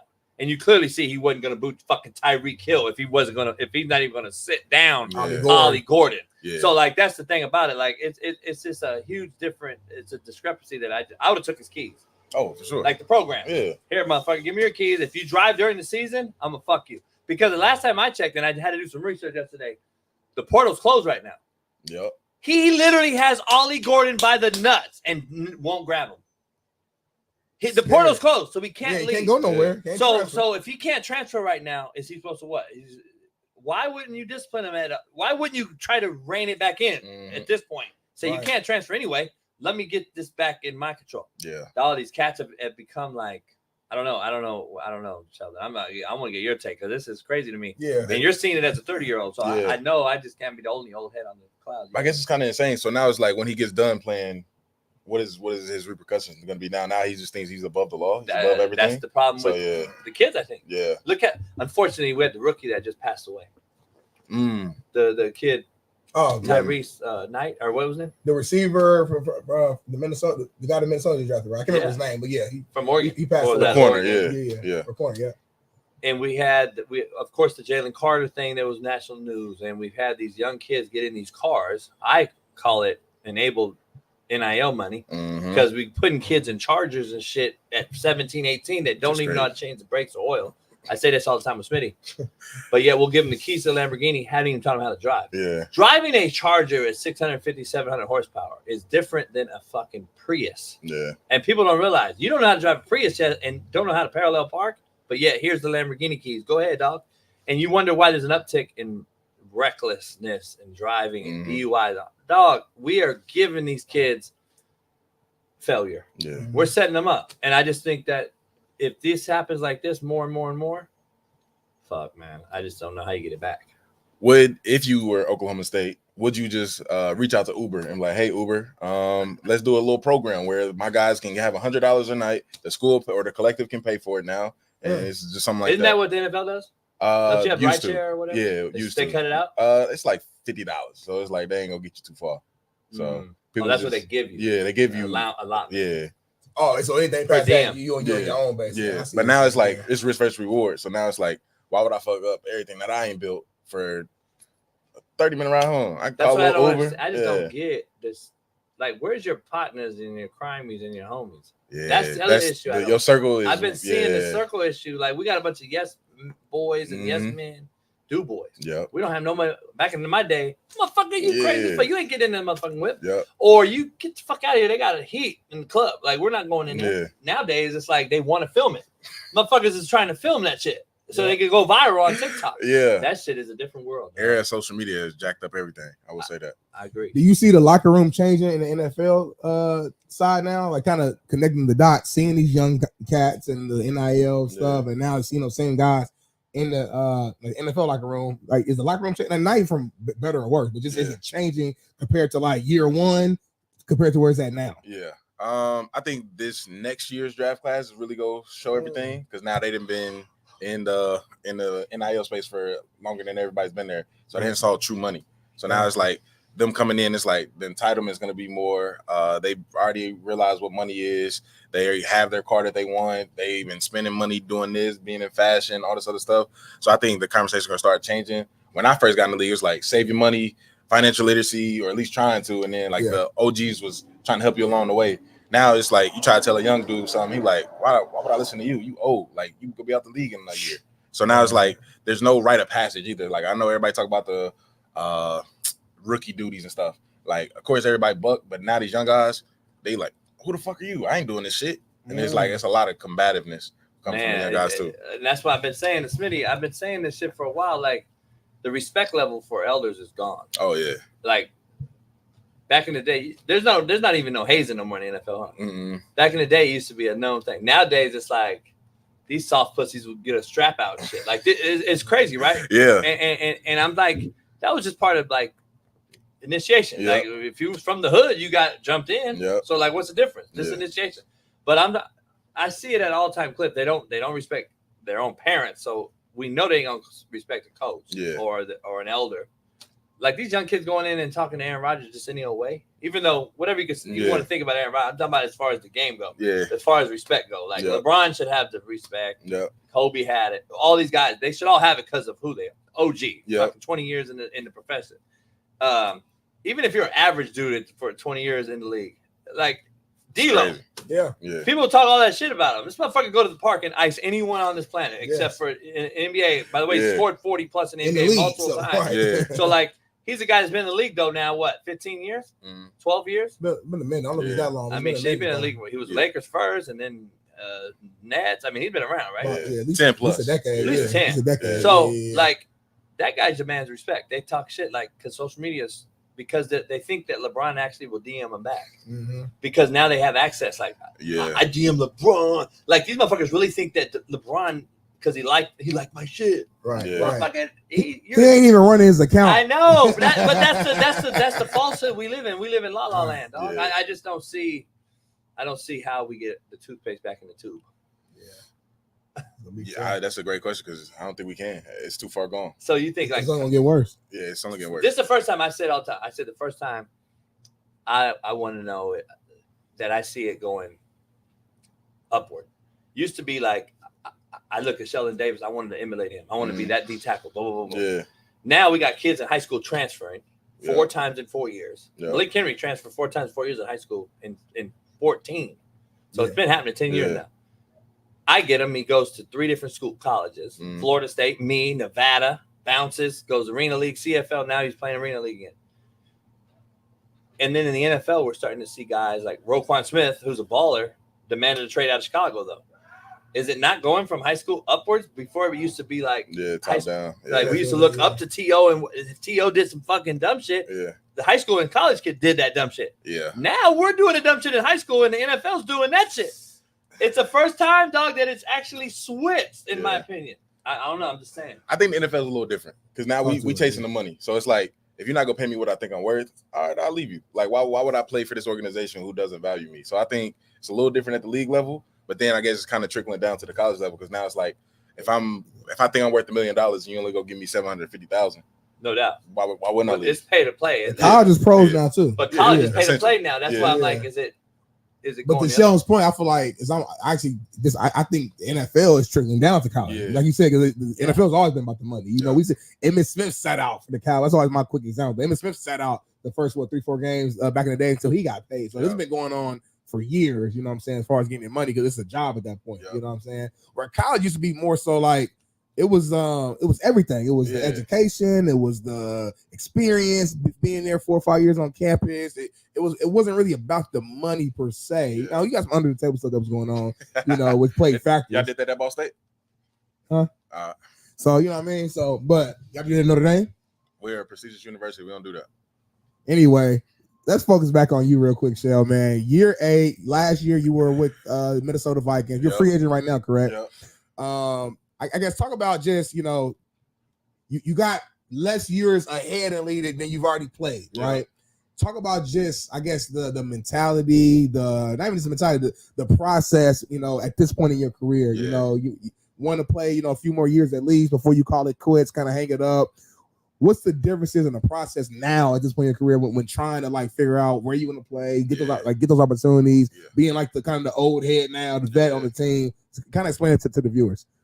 Ooh. So I guess year 1, you're just trying to get your feet wet, trying to get your foot in the door, trying to figure stuff out. And now going into year 9, it's like I know who I am as a player, I know who I am as a person. So I'm not out there trying to prove myself every single play. It's like I know who I am, they know who I am. So how do I do what I do really well at a high level and then kind of still work on the things that everybody say, oh, he can't take on double teams. Well, I just sat on this double team. So what are you talking about? Oh, he's not strong enough. Well, I just proved that I am because I just we call it the whiplash, you know, the little neck back. Gave a O-line team. You call it the what? The 2 team? Well, you get 2 team. Usually you see the nose or the 3 technique. Back, you know, because you got the center guard on your ass. See, he talking from offense standpoint. I know. Sometimes JB acting like he all hard and stuff, but he always talking offense standpoint. You know what's funny, bro? We went to the big board the other day. I gotta draw it that way because he drew it backwards. Like he threw me. You got it backwards. Right. You know, we draw the board. He do it like he do his shit from the offensive standpoint. So I said, bro, why you drawing the nose and the end like this? I said, oh, it's funny how like I didn't even think about things. I'm never an offensive line. Let me ask you a real question on Smitty question. Keep it real.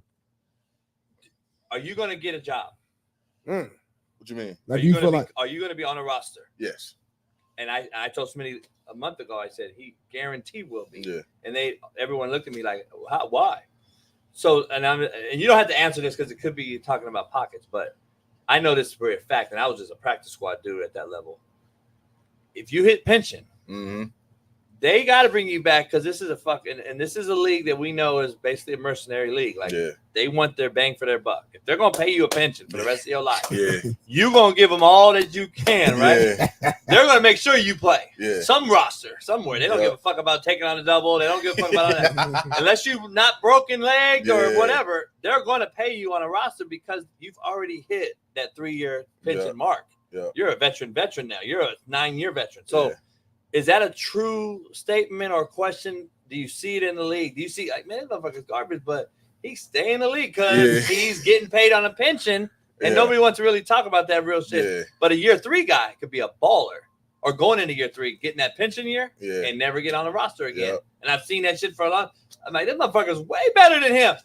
He didn't hit a pension yet. We had to make room for a pension guy because we're about to pay him forever. It's such a business, right? Yeah, not definitely a business. I would say I've heard that. It's like, so there's 3 years, 3 games, and it could be like that second game. Then all of a sudden he's on practice squad. He's not playing the rest of the year because now they know once he gets to that 3rd game that they're on the hook for that. So yeah, I definitely can believe that. I heard it, and then you kind of just. But like, is your agent like? You have this conversation. Now you don't have to say what the conversation is, but you have those conversations like, we're looking at XYZ right now because these are the teams that not only need help, but the league's gonna make sure we're in there. You know what I mean? Yeah, more like so. Now it's like, who does Sheldon benefit from now? Because now it's not who they get. So now it's like, all right, Sheldon's deemed as a pass rusher. Now, is it a possibility that you're in camp August, or is this a possibility of someone goes down on a roster and they bring you in week 1? It might be both ways. Both ways. But I mean, like at this stage of my career, like it doesn't take long for me to get in shape. I know what game shape feels like. I know I got to go hit somebody and drive them back for 10 yards, and all right, I got to get that system going and stuff like that. But you staying ready, so you ain't got to get ready anyway. For sure. Yeah. I mean, that's what professional is. Yeah. Going back to that, I know Smitty has. Now you good? Do your thing. But I got something to equate to your NFL from college.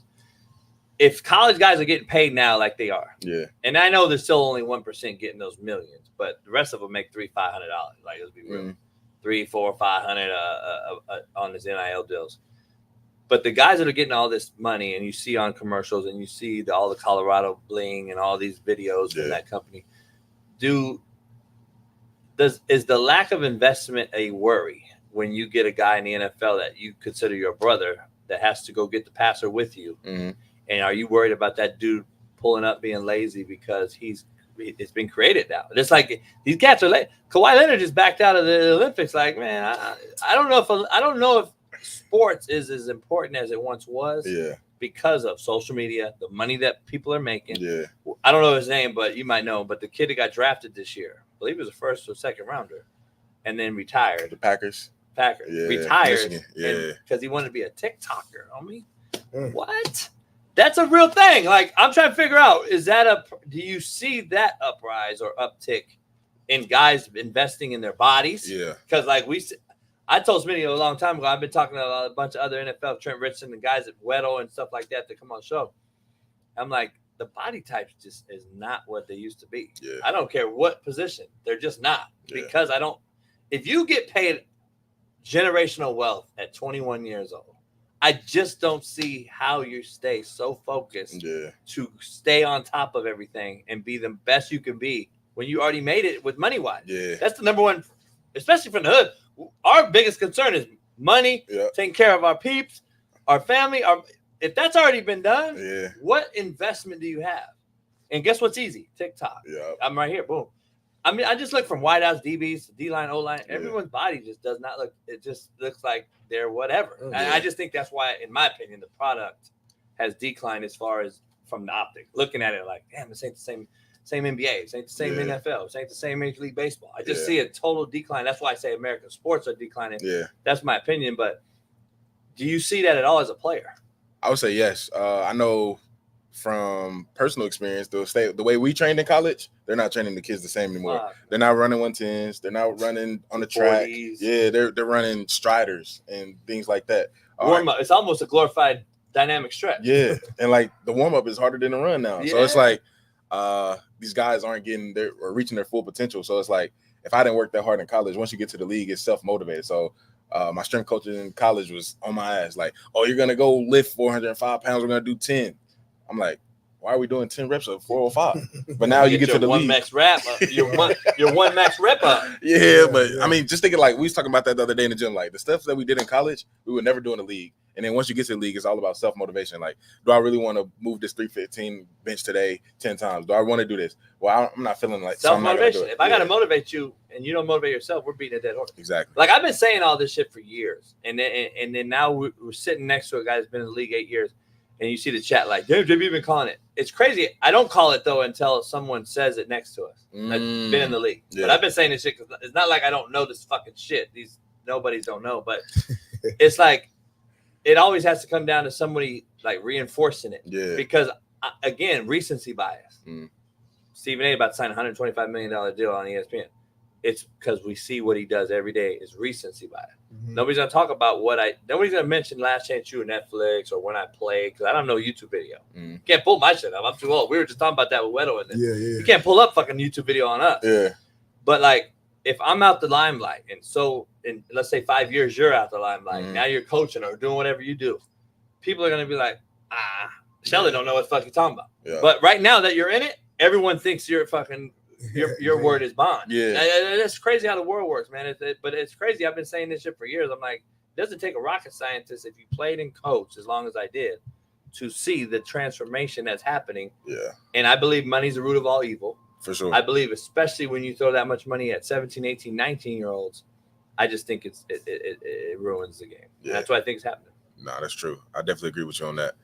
Yeah. Let me ask you this, man. As a D-line, as a guy who makes a living off of sacking the quarterback, getting after the quarterback. We talk about quarterback play on this show all the time. Yeah. I'm not even gonna set you up any direction. What's your opinion on today's quarterback play overall? As a overall quarterback play.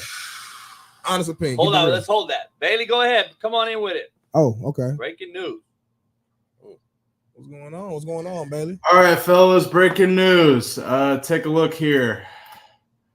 The Tennessee Titans are signing Jamal Adams to a 1-year deal. Okay.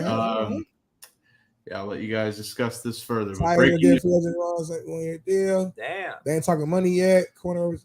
Why is it not a 5-year deal? Oh, I know why. Because he's a stiff, non-covering safety, similar to Shiloh Sanders. I knew that was coming. I knew that My was coming. bad. Like, when y'all talking about Shiloh My earlier, I bad. just knew he was gonna say. Hey, Jamal. Mo Martin, I got a question for Sheldon from the chat. This guy played with me in college. He's a college football player. He played back in the day. He's a successful business guy now. What do you say to this right here? Don't be a camp body, Sheldon. Walk away with the health, bro. Ooh. Because Mo went through this, and that's why he's probably saying it. But I don't even know if you want to discuss or can, but Mo's a real dude. He's a good dude. He was my college teammate. Yeah. That's an interesting take. You're at year 9, and if somebody just said you're going to go from, let's say you end up, because we've seen it. Yeah. Some guys will end up at 3 teams this year. Yeah. Ravens lost a guy. John, would you do that? Are you at that? Because are you healthy enough to say I can still play it? Yeah. I'm not at a risk. I've never had no dramatic issue. Yeah. If you had no dramatic issue, I'd say keep playing. Yeah. I'm feeling I haven't had a major injury, so I wouldn't say I'm at that level. But I guess camp body, you always use camp to get in shape. So I'm really using them more than they're using me. So now it's like I'll use camp to get in shape, and then let's say I don't make that team, and somebody else needs a veteran guy to come in. Then if I didn't do camp, and now I got to work those 3 weeks to get in shape, it's like fuck. I just wasted. I'm like, man, I do dumb shit with money. Because I say you live once. Yeah. Like, I don't know what's afterlife has, but I'm like, I live one time. I'm going after whatever the fuck. I'm gonna go get a boat. I want a boat. Fuck it. Yeah. I want a car. I want this. I'm gonna go get it. Yeah. But JB, you can't buy a burger next month. Well, that month I'm gonna struggle, dog. I'm gonna hustle. But I want to go get the shit that that's how me. So my point, my take would be like, man, fuck it, go get it. Play that shit because like once it's over, it's over. Though. Yeah, once you done, it's over. It's over. And I still miss football to this day. You know what I'm saying? So maximize that shit and get them checks because, like I said, in the real world, it ain't no guarantee that you're gonna make that type of money again. I'm not saying you won't. Let me ask you, do you still love football? Yeah. Do you think these kids now love football? If you go around these schools and ask them, raise your hand if you love football. They're gonna raise it because everybody has to, but then it's like, and I call them out on it Yeah. because I go speak to these kids Yeah. and I say, raise your hand, you love football. They all do.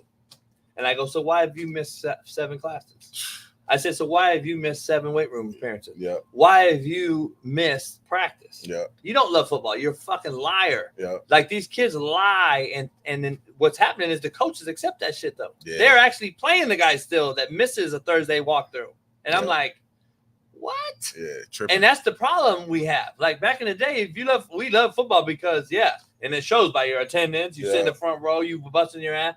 Nowadays, these motherfuckers, dog. They couldn't fucking give a shit less. Yeah. They love the money and stuff. That's what I'm saying. Yeah. If you take the money away, a lot of these people will just walk away from the game because it's like all of them. Yeah, Look at them. yeah. They want to be TikTokers and shit. I'm telling you. I truly believe that the game. I thought it started changing before NIL, even though I think the portal is what ruined it. I think the portal is worse. If you kept NIL how it is and got rid of the portal, I think you'd have.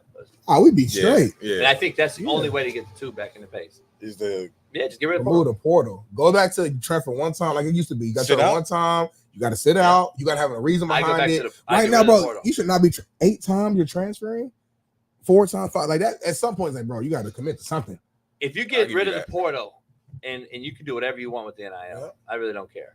You have to add one thing. Shaun King comes on here, NFL quarterback, Super Bowl champ. He comes on here all the time and says the same shit I say about if you transfer and you take money from Notre Dame and you transfer, you cannot get new money or play until you pay back that old money.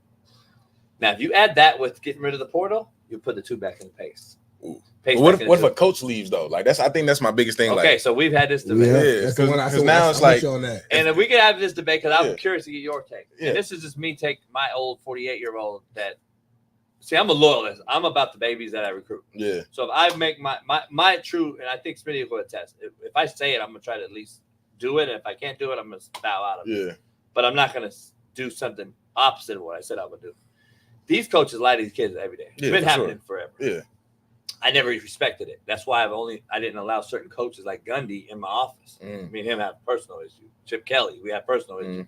So I wouldn't let certain guys in office because I knew in that circle, I already knew what they were about, what they did to kids. That's why I wouldn't let kids go there or whatever. Yeah. So my whole point is like coaches at 40, let's just say that age, in my opinion, and I'd love to hear your take, has deserved the right, earned the right to make that money to better their family. Have they not? So let's just say you grinded as a GA from 20, you got cut as a player, you went through coaching, you've been coaching 20 years. There's no difference in a Walmart manager taking a better job at Target at 40 years old because he got a 50 grand raise. To me, what is the difference? What's the difference in the PGA golfers that left to go to the Live because Saudi paid them $200 million? Yeah. There's no difference in my opinion. They've earned the right to be the world's elite at golf or at Walmart or at coaching. So if a bigger bag comes at a person who's a professional and has earned the right to better their situation, I believe they've earned it. Now let me go full circle.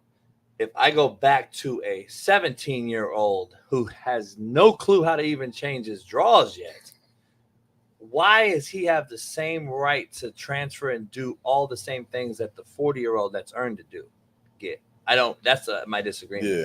Do I think a coach should tell a kid, Sheldon, you're here all year, you're my guy, and then leave fucking weeks later? Yeah. No, I think that's some shit, coward shit. Yeah. I would never do it. But do I think a guy has earned it through 20 years and then he's there and I've coached Sheldon 3 years and Sheldon, man, USC called me, dog. Yeah. I got to go. Yeah. And it is what, I try to honor my thing. And I was honest with you for 3 years. Yeah. I mean, obviously, I turned down jobs. I didn't even take interviews. But then that job comes and I'm 48. I don't see how. See, that's the problem. I think these kids and these social media people want to compare a 17-year-old to a 40-year-old guy that's been grinding his whole life, who went through all the hiccups. And if you ain't put a kid through college yet, I don't believe you should be able to fucking talk. College coaches have put kids through college, and not only their own, your kids. Yeah. And I don't know any other profession or any other human that babysits other people's kids and cares for them more than their own biological family. Than a coach, yeah. Than a coach. I believe that coach fucking deserves anything he gets because he's already put in that work. Now, a guy that lies to your face and does all that, I don't believe any of that. Yeah. But like a player that's 17 who says I committed to Notre Dame, and then he writes a fucking decommit letter. But decommitment, the word doesn't even exist in the dictionary. Decommit. That's like, come on, dog. Like, you ain't even done nothing yet. You don't even know how to fucking change the oil yet. Yeah. But we give them the same pass, and I just like, I don't get it. That's my opinion. I think my opinion is now at 17 I can make life-changing money. So why not make it now and not have to worry about going to the league and having to really put that wear and tear on your body? If I can go do this for 4 years and make $2 or $3 million, and now I'm set up for life. So I think you agree, and I agree. So now it's just the Wild Wild West. Yeah. So now players can do it, coaches can do it. Yeah. You know what I'm saying? Coaches been doing it because of what I said. I think they Yeah. deserved it, Yep. unless they lied and they're Yeah. shady. Players have never been able to do it. Now they can. Yep. And it's because, okay, I get generational wealth at 17. Earlier. So now it's like I don't necessarily have to wait till I'm I 24 don't in the league. and I don't need the league because now everybody knows that the league's not for long. Most of us, well, I wouldn't say most of us, a lot of us don't have a college education. So now it's like when we get done with the league, we gotta find out real world earlier. And that's the other thing I wanted to ask you, like, where are these kids' degrees coming from? That's my big What thing school too. do When they you go to? transfer, when They you go transfer to them Notre, times, Clemson, Bama? Yeah. Does it say that on the diploma? Hell no. See what I'm saying? Like I told Smitty this the other day, like, what school are you claiming? And I would be arguing, Steve Kim comes on here all the time and says the same shit. Like, what school, like back in the day, you graduated Notre Dame, it's like prestigious. There's so many boosters and alum that are prestigious that can get you a job maybe or get you straight into fucking Stanley Morgan fucking right out the gate. This motherfucker making $600,000 a year because he's like, we don't have that anymore. Nah. Now I went to Clemson, Alabama, Florida State, and now I didn't really meet anybody at those places. And all those guys probably like, fuck him, he left Alabama. Fuck him, he left Florida State. I think we're hurting our youth. Yeah, for sure. For sure. Give them no structure that we need. Because, like, I feel like college built structure for me. It's what I needed to, like, okay, this is what I experienced, something that I didn't experience on the east side of Indianapolis. I saw Aston Martin for the first time. I saw S550 Benz. I found out what a private jet was, stuff like that. So it's like, let me ask you though, you learned financial literacy and shit like that because college coaches would on our day off would bring in guys to speak to us, and we'd have guys speak to us about how to deal with women and treat them right, all that shit, right? We all coaches we used to do that. We didn't get that at Notre Dame. We didn't do all that. You didn't do all that shit? Really? Yeah.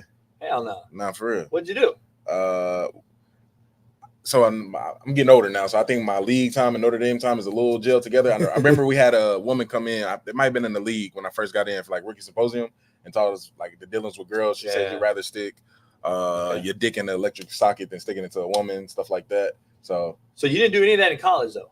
No financial literacy. Really? Yeah. So you learned it all on your own? Yeah, pretty much through trials and tribulation. And just, people know right out the gate. Oh, I hear Sheldon talk and this motherfucker is fluent, speaks well and all this shit. People automatically think this motherfucker got a PhD and something. But my point is this though, like you had to learn on your own just like me. Yeah. I think a degree and a diploma that you can wipe your ass with is the biggest waste of fucking money and it's the biggest scam in America as well. Number one cause of debt, by the way. True. Student loans. Yeah. Credit cards too. Yeah. But let me ask you, if you had to learn on your own, and I would say you're a rarity, I call it. The 99 percentile that don't get a degree in college and don't learn financial literacy and don't learn how to manage a $5 million paycheck that gets taxed and that they don't know where it's going are broke. Yeah, and there's 78% of the NFL's broke 3 years after retirement. Yeah. That's fact. So like, you have to go learn that on your own. That's a disciplined part of being a grown man. Yeah. We don't have that anymore. Not at all. We don't see these kids are not disciplined anymore. They rather go buy Gucci and fucking whatever and get as much shit as they can to show it off. Yep. Like these kids, neighbors, and these kids, the titty bar and all that shit. Yeah. I have no issue. We talked about it. Like I was cool too, but I waited. I was like, fuck that. I'm gonna stay out in the low and get my money and eat, and then I'll go out, or I'm gonna bring the titty bar to the house. I ain't going out. That's what I'm saying. I don't get like that's my goal. I want to have the titty bar at my house. I ain't go a going couple times a year myself. Yeah, so I can't really be here. I don't know. That's just what I just don't think they teach that. Because I didn't get taught it either. Yeah. But I learned like, all right, in high school we did learn how to balance a checkbook and shit. Yeah, in high school we learned how to do that. Yeah. I haven't. Yeah. I can't remember how to do a check though. But I haven't had a check in 30 years. Yeah. Why? Times have changed now. I don't need a fucking check. Digital age. Except here, I got to pay. This is a perfect segue to real quick because I was gonna wait to the end, but I mean we got about 10, 15 minutes left anyway. You want to highlight real quick what you're doing with the Players Company though? We're talking about financial literacy. Yeah, for sure. I think this is a perfect just segue. You ain't going to too in depth, but he's the co-founder, the founder of his own business outside of football. So he's already preparing for life after football. So tell people what the Players Company is real quick. Yeah, so pretty much the Players Company is a collective and a group of athletes where our whole lives we talk teamwork. But in the game of investing, it's always individualized. So how do we continue to start building that stuff that we learned in the sport and take it to outside the sport and put it into the game of business? Like Darnell knows somebody, JB knows somebody. Why are we not working together so that we can all win? So Players Company is a collective of athletes, influencers, and entertainers where we invest together, we learn together, we grow together. We host events at Super Bowl, All-Star, all these major sporting events where we come together. We want to teach people financial literacy. We want to give you access to investments and start to open up our minds, because I feel like coming from the east side of Indianapolis, I didn't know what a private company was. I didn't know what VC was. I didn't LLC. LLC, trust, building in the state, all these things. And now it's like, how do we bring that under one house, one roof, and make sure that everybody has access to it? And there's no dumb questions. I had to learn this on my own, so I refuse to let everybody else learn it on their own. So that's what the Players Company is all about. Eddie George does a very similar thing. He's a head coach now down at Tennessee State, but he a good friend of mine. He's teaching it like crazy. Yeah. And he actually that's his real job. That was his real job for the last. He manages Sacramento Kings owners' money. He managed a lot of different people's money. I won't say too much of his business, but he does that, and he learned that he had to be forced to do it. Like, and then he's Heisman coming out of Ohio State, and he was like, too many of my homies broke. Yep. And this was when he was the Heisman coming out. Yeah. And he was like, nah, I got to do something. So he went on his own and learned. And then his wife, one of the lead singers of SWV. I mean, growing up. Yeah. So like, I know you know what SWV is. If you don't, man. My wife is like an old head. Sheldon about to be the new co-host. On the old head stuff. I pull up on you. I rock with the JB and Smitty show. You do, man. Yeah. Hey, listen, I know we've been talking about a lot of deep shit. Let's get back to the brass tacks. The other day, before you wasn't on the show, we were arguing about high school football, and JB pulled up a graphic of the top, I think it was the 10 California top 25 high school football teams, and he started this. He started this, and he said Warren Central couldn't beat any of these teams on here. I don't know if he can put it. And again, I respect California football. I understand the type of dogs they get out of here. A lot of the league guys come from Cali. Time out. I don't know if I respect it, bro. Because California, y'all are some of the most soft, catered to individuals that I've ever met in my life. Richard Sherman, one of my closest guys. Yes. He's from Compton. Yes. That's where you from, JB. 4.0. That's what I'm saying. So it's like, I coached Richard and his older brother. Okay. Richard had a higher GPA than Chelsea Clinton at Stanford. I bet. That's what I'm saying. But nobody want to bring that up. Yeah. I'm talking about some hood shit. Nobody ever wants to bring that shit up. Here you go. A black man from Compton had a 4.0. But here, I agree totally. That's why I didn't recruit him in Indy. Why not? I didn't recruit Cali kids. He agreed with you. They I saw. agree. Cool. Indy, JUCO. Yeah. I didn't recruit California kids west. I mean, to the Midwest. I didn't recruit from South Florida either, though. Yep. South Florida, same way. Yep. California, South Florida, same kid. Yep. I recruited Ohio, Detroit, Michigan. Why? Let me ask you why. It's because I told you, Independence, Kansas, right? Yeah. Is in the snow. Yeah. Cold. So you need a certain type of dog, right? Well, there's nothing to do. Yeah, right? yeah. You got a California to Florida boy. Bougie. No. Ocean. No. Let me go back to the brass tacks. Yeah. You got clubs, night scenes, nightlife, pussy, distractions, galore, yeah. food, event, whatever you want to do, right? Yeah. Okay. It has softened because coaches have allowed it at all-time high. Yeah. Make no mistake, we still have more players in the league than any state. You're the biggest state. It don't matter. It don't matter. The whole fucking left side of the motherfucking is Cali. Look at the Hall of Famers, dog. Look at the pro. Look, just keep talking. I agree with everything you're saying about the softness. It is. On the same page. Okay. Right, but we still might agree to you too. The numbers game has still created the most Hall of Famers. The most truth is truth. Yeah. Now, having said that, context is matters. Is all I'm saying. Having said that, though, I didn't recruit a California kid because they are soft. No question about it. They're pussy as fuck. They don't want to work. They're used to the beach and the weather. Yep. I'm serious. Yeah. That's why I recruited steel mill kids out of Detroit and Ohio and Indianapolis. Different. I mean, you know how many NAP kids I had from Indianapolis, Indiana, on my team? How many you had? Because I would have known I them. had 12 or 13. Wow. We got the show. I want to know I the got a kid- name. I got 'Cause I a probably know them. That's what I'm trying to tell No, I you. think I showed you. I saved one of their lives. How you get Big no? time How you D-tackle you out get of- no out of- warrants out of, from what's Tech, that? Arsenal Tech? Arsenal Tech. Why you get no Warren Central guys though? I had 2 Warren Central kids because this is the reason. We were all I'll be D1. honest. Yeah. Yes and no. Not all D1, but it's a of them. smaller area to recruit. Number one, it's Yeah. under recruited Naptown because because they're just not global. They're not on the map as far as that goes.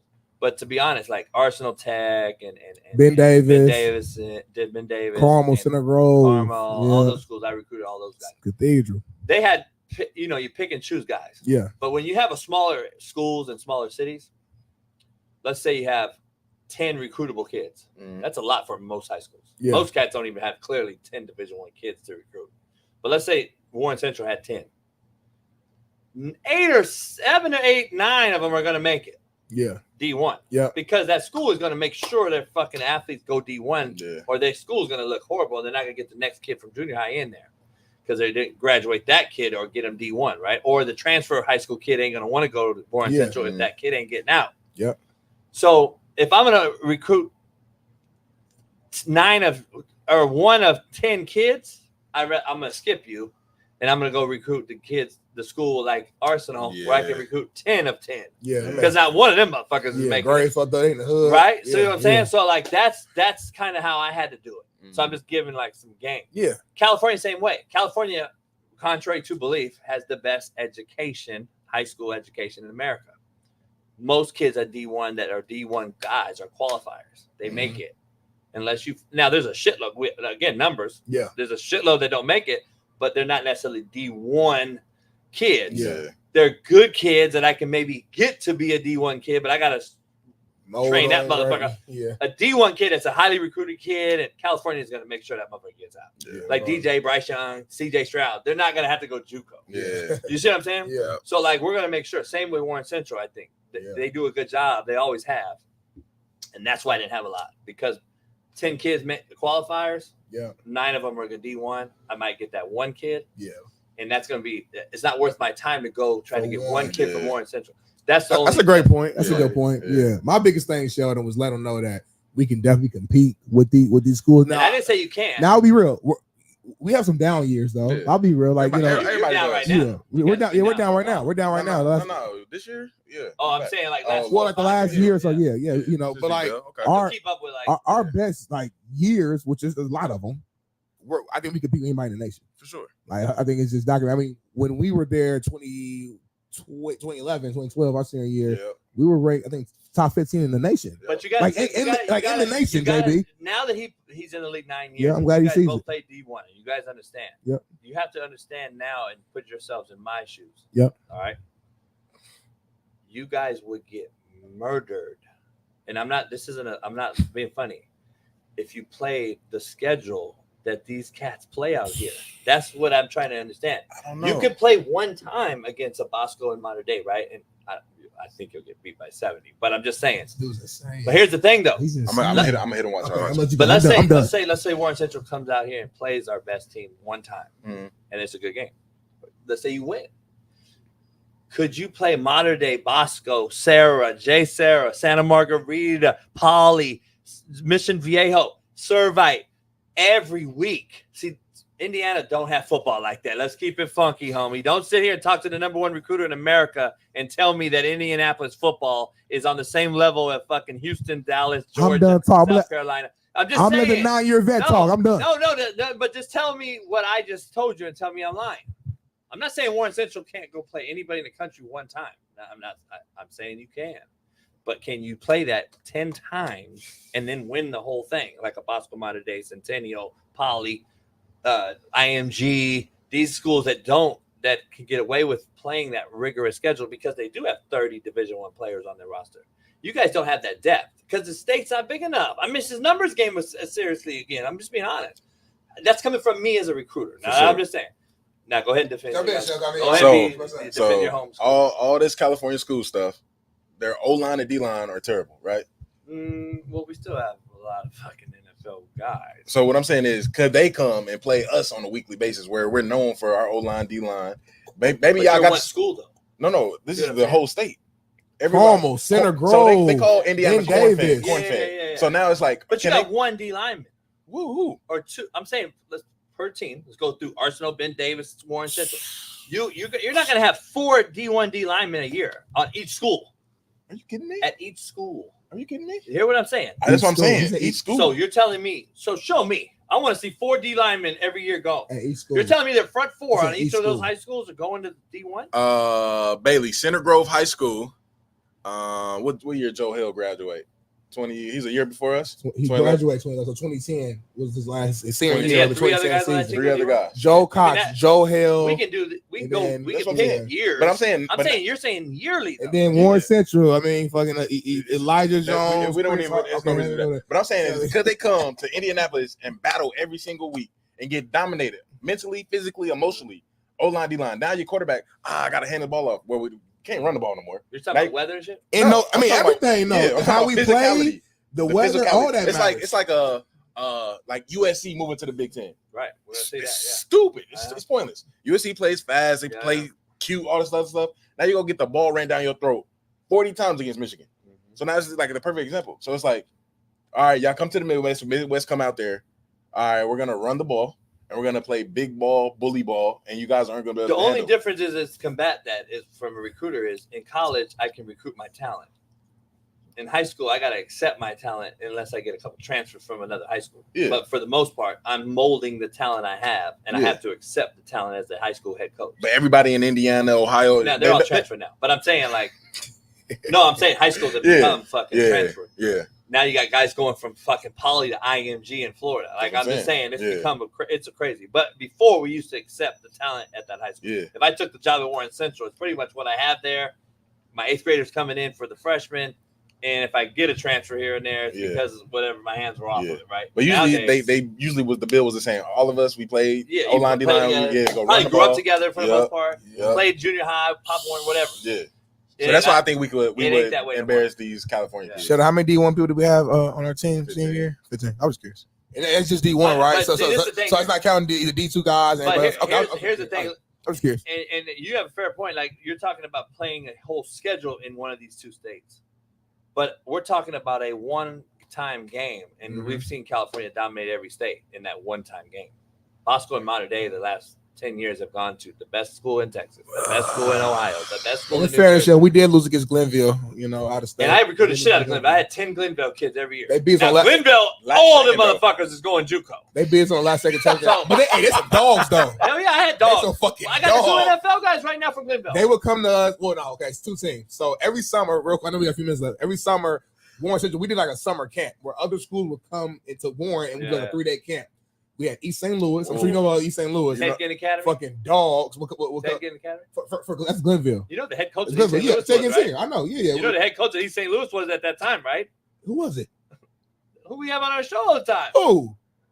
No, real shit. I don't remember who the head coach was. 247 CBS. Oh, he was the head coach? Yes. I didn't know that. I really didn't know that at the time. I was He's focused a on the legend players. there. He won 2.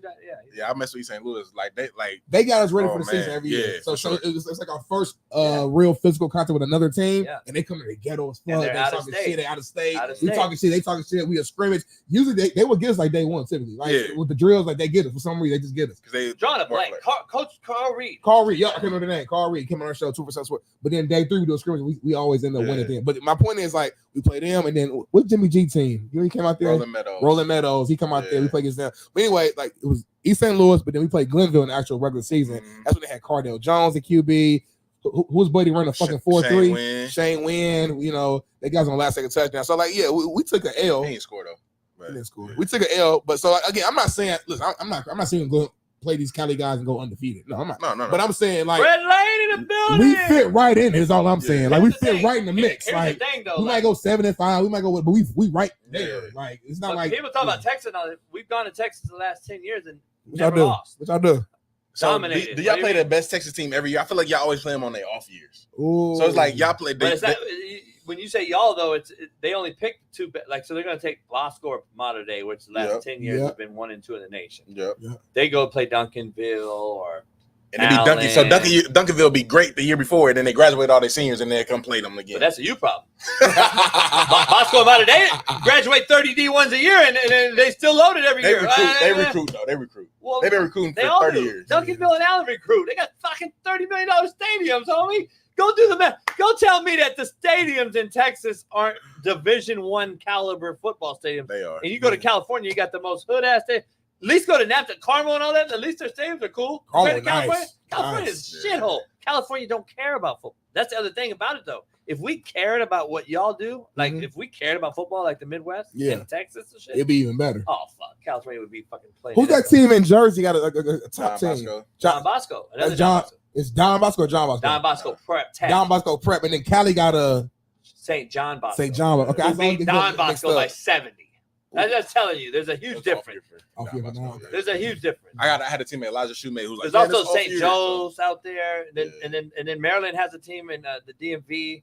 The math is usually decent, football and basketball. But then you have then there's a team in Ohio that's usually nationally ranked. The teams. St. Ignatius are down. St. Ignatius. St. Ignatius. They're always good. Good linebackers. Will LeBron win or whatever?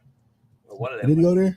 I didn't. But St. Ignatius is the name of the school. I had a couple guys. No, he didn't go to St. Ignatius, but they got the St. Ignatius is the green. It looks like Notre Dame. Yeah. So I guess we'll never know, JB. It's a fun conversation. We won't know because it's always like that. Like, shout out to Damian Shanklin, LSU. And Florida's gonna have an argument because Florida has great teams too. Like, for sure. Speed is crazy. California and Florida is very similar. They're really fucking ghetto. They don't. But Florida a little bit more hood than y'all. I think they don't pay coaches. Yeah, they don't pay coaches whatsoever in high school in California or Florida. Florida and California, either one of them can care as a state. Again, though, goes back to beaches, bitches, and food. Damn. Those two states. Think about those two states. Texas, at least, is a huge fucking Alaska-sized state. Yeah, which most of it is nothing but fucking shit desert. Yeah, and then you have Houston, Dallas, Austin, San Antonio thrown in the mix. Yeah, and there's your best 4 high schools. Cities. Damn. So like you think about it, that's a huge state with a low population. Texas ain't even fucking a quarter of the California population, and they're 6 times as big. That's like fucking Montana. Montana's a huge state. They got fucking 300 people in the whole goddamn place. Right. So like Phil Jackson and 200 other people. Phil Jackson and 200 other motherfuckers. So I'm just saying, dog. Real quick, baby, before we close out, Joe Accord, one of our long-lasting members, had a question for you. He's from Minnesota, big Minnesota fan. He said, when you were out with Minnesota, did you try out the Juicy Lucy? Of course, Juicy Lucy probably one of the best burgers I'm gonna describe. It's like a burger with cheese in the middle, but they melt it so what they take a bite, the cheese just spew out. It's like go crazy. And JB don't even say it. So for JB to say pause, it was a pause. Nah, I just said it because you thought it. Well, I said spew out. Yeah, Smitty thought some weird shit. Let me ask you. Joe Accord also asked a question. Before you left Minnesota, or at least have you heard what's going on with the QB situation right now with Sam Darnold, and then you recruited JJ McCarthy, or you signed JJ McCarthy as a rookie. Anything? I've called Sam Darnold to be. I'd be on the same page about comeback player of the year. So I've been saying I played against him in high school, California again. My bad. Hey, Sheldon's a Sam Darnold guy. I ain't gonna lie. I'm gonna stay away from it. We had his high school beat with San Clemente, and this motherfucker went 80 on a power read with 50 seconds, went 90 yards with 50 seconds left, and ran a power read on us. Oh my God. Went 80. But that was before he went to SC. I'm telling you. He's super talented. He has all the talent in the world. You've had 8 head coaches and 9 OCs, and you've had shitty rosters and organizations. Carolina and the Jets is where this motherfucker was at when they were bad organizations. Yeah. And then the Niners Come on, man. Well, yeah. But Niners, you went on a loaded roster as a fill-in backup. And the game that he went in, he actually played pretty well. Yeah. Big at the end. Yeah, we had this conversation last night because I guess I'm a Sam Darnold fan. Like, I mean, he has the arm talent, he has the brains. Everybody knows that. So now it's like, have you put him in a situation to where he can be successful? I think the answer is no. So now I guess we're going to find out what success looks like. He did start. I would say yes. That's right. Yeah. I called it 6 months. We'll see, man. Hey, I wish the best for him. I don't know him personally. He has all the skill sets as the most NFL guys have. Called it 6 months ago. What do I know? That's on the NFL. So we shall see, man. We shall see how great he is, man. By the way, don't we just dominate the league with quarterbacks? California every year. I mean, it's not even close. By the way, it's not even close. That's it. But you said Tom Brady, hold on, Aaron Rodgers. you said quarterback plays at an all-time low. So It to is. your point, then maybe we can switch things up. No, it's to about all Midwest time. quarterback. It's about all time. From Tom Brady to Aaron Rodgers. Come on, Montana from out here, right? No, Montana, Pennsylvania. Oh, for real? He is? And Oh, Dan Marino's Pennsylvania. Dan Marino, I know Dan Marino. I didn't know John Montana's Pennsylvania. Okay. Pittsburgh guy. That's it. All right. Shout out to Mike Bundy. Texas winner gets the big. I don't pronounce it. Winner gets the bag Mexicia. Mexia. Pronounce what though? Mexia? Mexia? Is that what we're pronouncing? Mexia? What is that? I have no idea. He Mike said Bundy. $50 though, so I appreciate you. I mean, I don't. Why do you appreciate him though? See, I gotta tell him the truth. Mike, appreciate the 50, but you're illiterate as fuck. So I don't know why you sent the 50 and don't know what the fuck. Matter of fact, Mike, send another 50 and then correct it real quick. Before we go, I like that better. I like send that one more better. 50, Mike, and then like write what you really mean. We're gonna stay here in silence until you do it. Brett Alexander, Cali's 39 million. By the way, Cali's 39 million, Texas 31 million. That's my point. So we're 8 million more than you, and you have about 8 million more square miles. Send in money. If you got a question for Sheldon before we go, we got 2 minutes. If you got a question for the NFL player right now, send in your super chat money right now, and we will answer your question. You got 2 minutes. We got to go because I didn't pay loan for the parking, and I got to take Sheldon and go get a car, and I got to go to work because I'm a busy man. Mexico is a real place in Texas. My boy Mo's out there now. California kid from Compton is out there. What the fuck is it? Is anyone going to tell us what the fuck it is? Like, why are we talking about it? That's my God question. damn. Like, why we Everybody talking sent about $50 in because we don't know what the fuck Mexia is. Is it Mexia? Y'all ain't got JB pissed off now. Fuck man. Mexia. Motherfucker. No problem, Joe Core. Ain't nobody asking no questions, man. Hey, well, Shell, we appreciate you for hopping on, my guy. Got up early this morning. Yeah. Wish you nothing but success wherever you go. We gonna support that team. Shout out to the coach though, AR5, MVP, Dark Horse, Jonathan Taylor, best running back in the league. Coach are some sleepers. I'm gonna say that. Shout out to Lamar Jackson and the Ravens. I'm a fan of them. Got my coach goggles on, of course. And then shout out to whatever team I got Sheldon end zone. Hopefully he's one of those two. And then we're gonna go from there, man. So hey y'all, subscribe, become a member. Tomorrow, Free Game Friday. We getting lit tonight. So I mean, you can't say that. I'm getting lit. You're gonna be with me though. Yep. You're gonna watch over me. Yep. So you're gonna be Make a sure good you get time. home safe. Make sure I get home safe. So SP's just tonight. JB, you coming out? All right, man. I don't either. I'm Fox Sports. All right, then, y'all, man. Y'all take it easy. We out, baby. Take it away. Get pressed so fast you don't get sacked like bags and baggage. Smitty and Jason Brown killed it, yeah, it's a rap.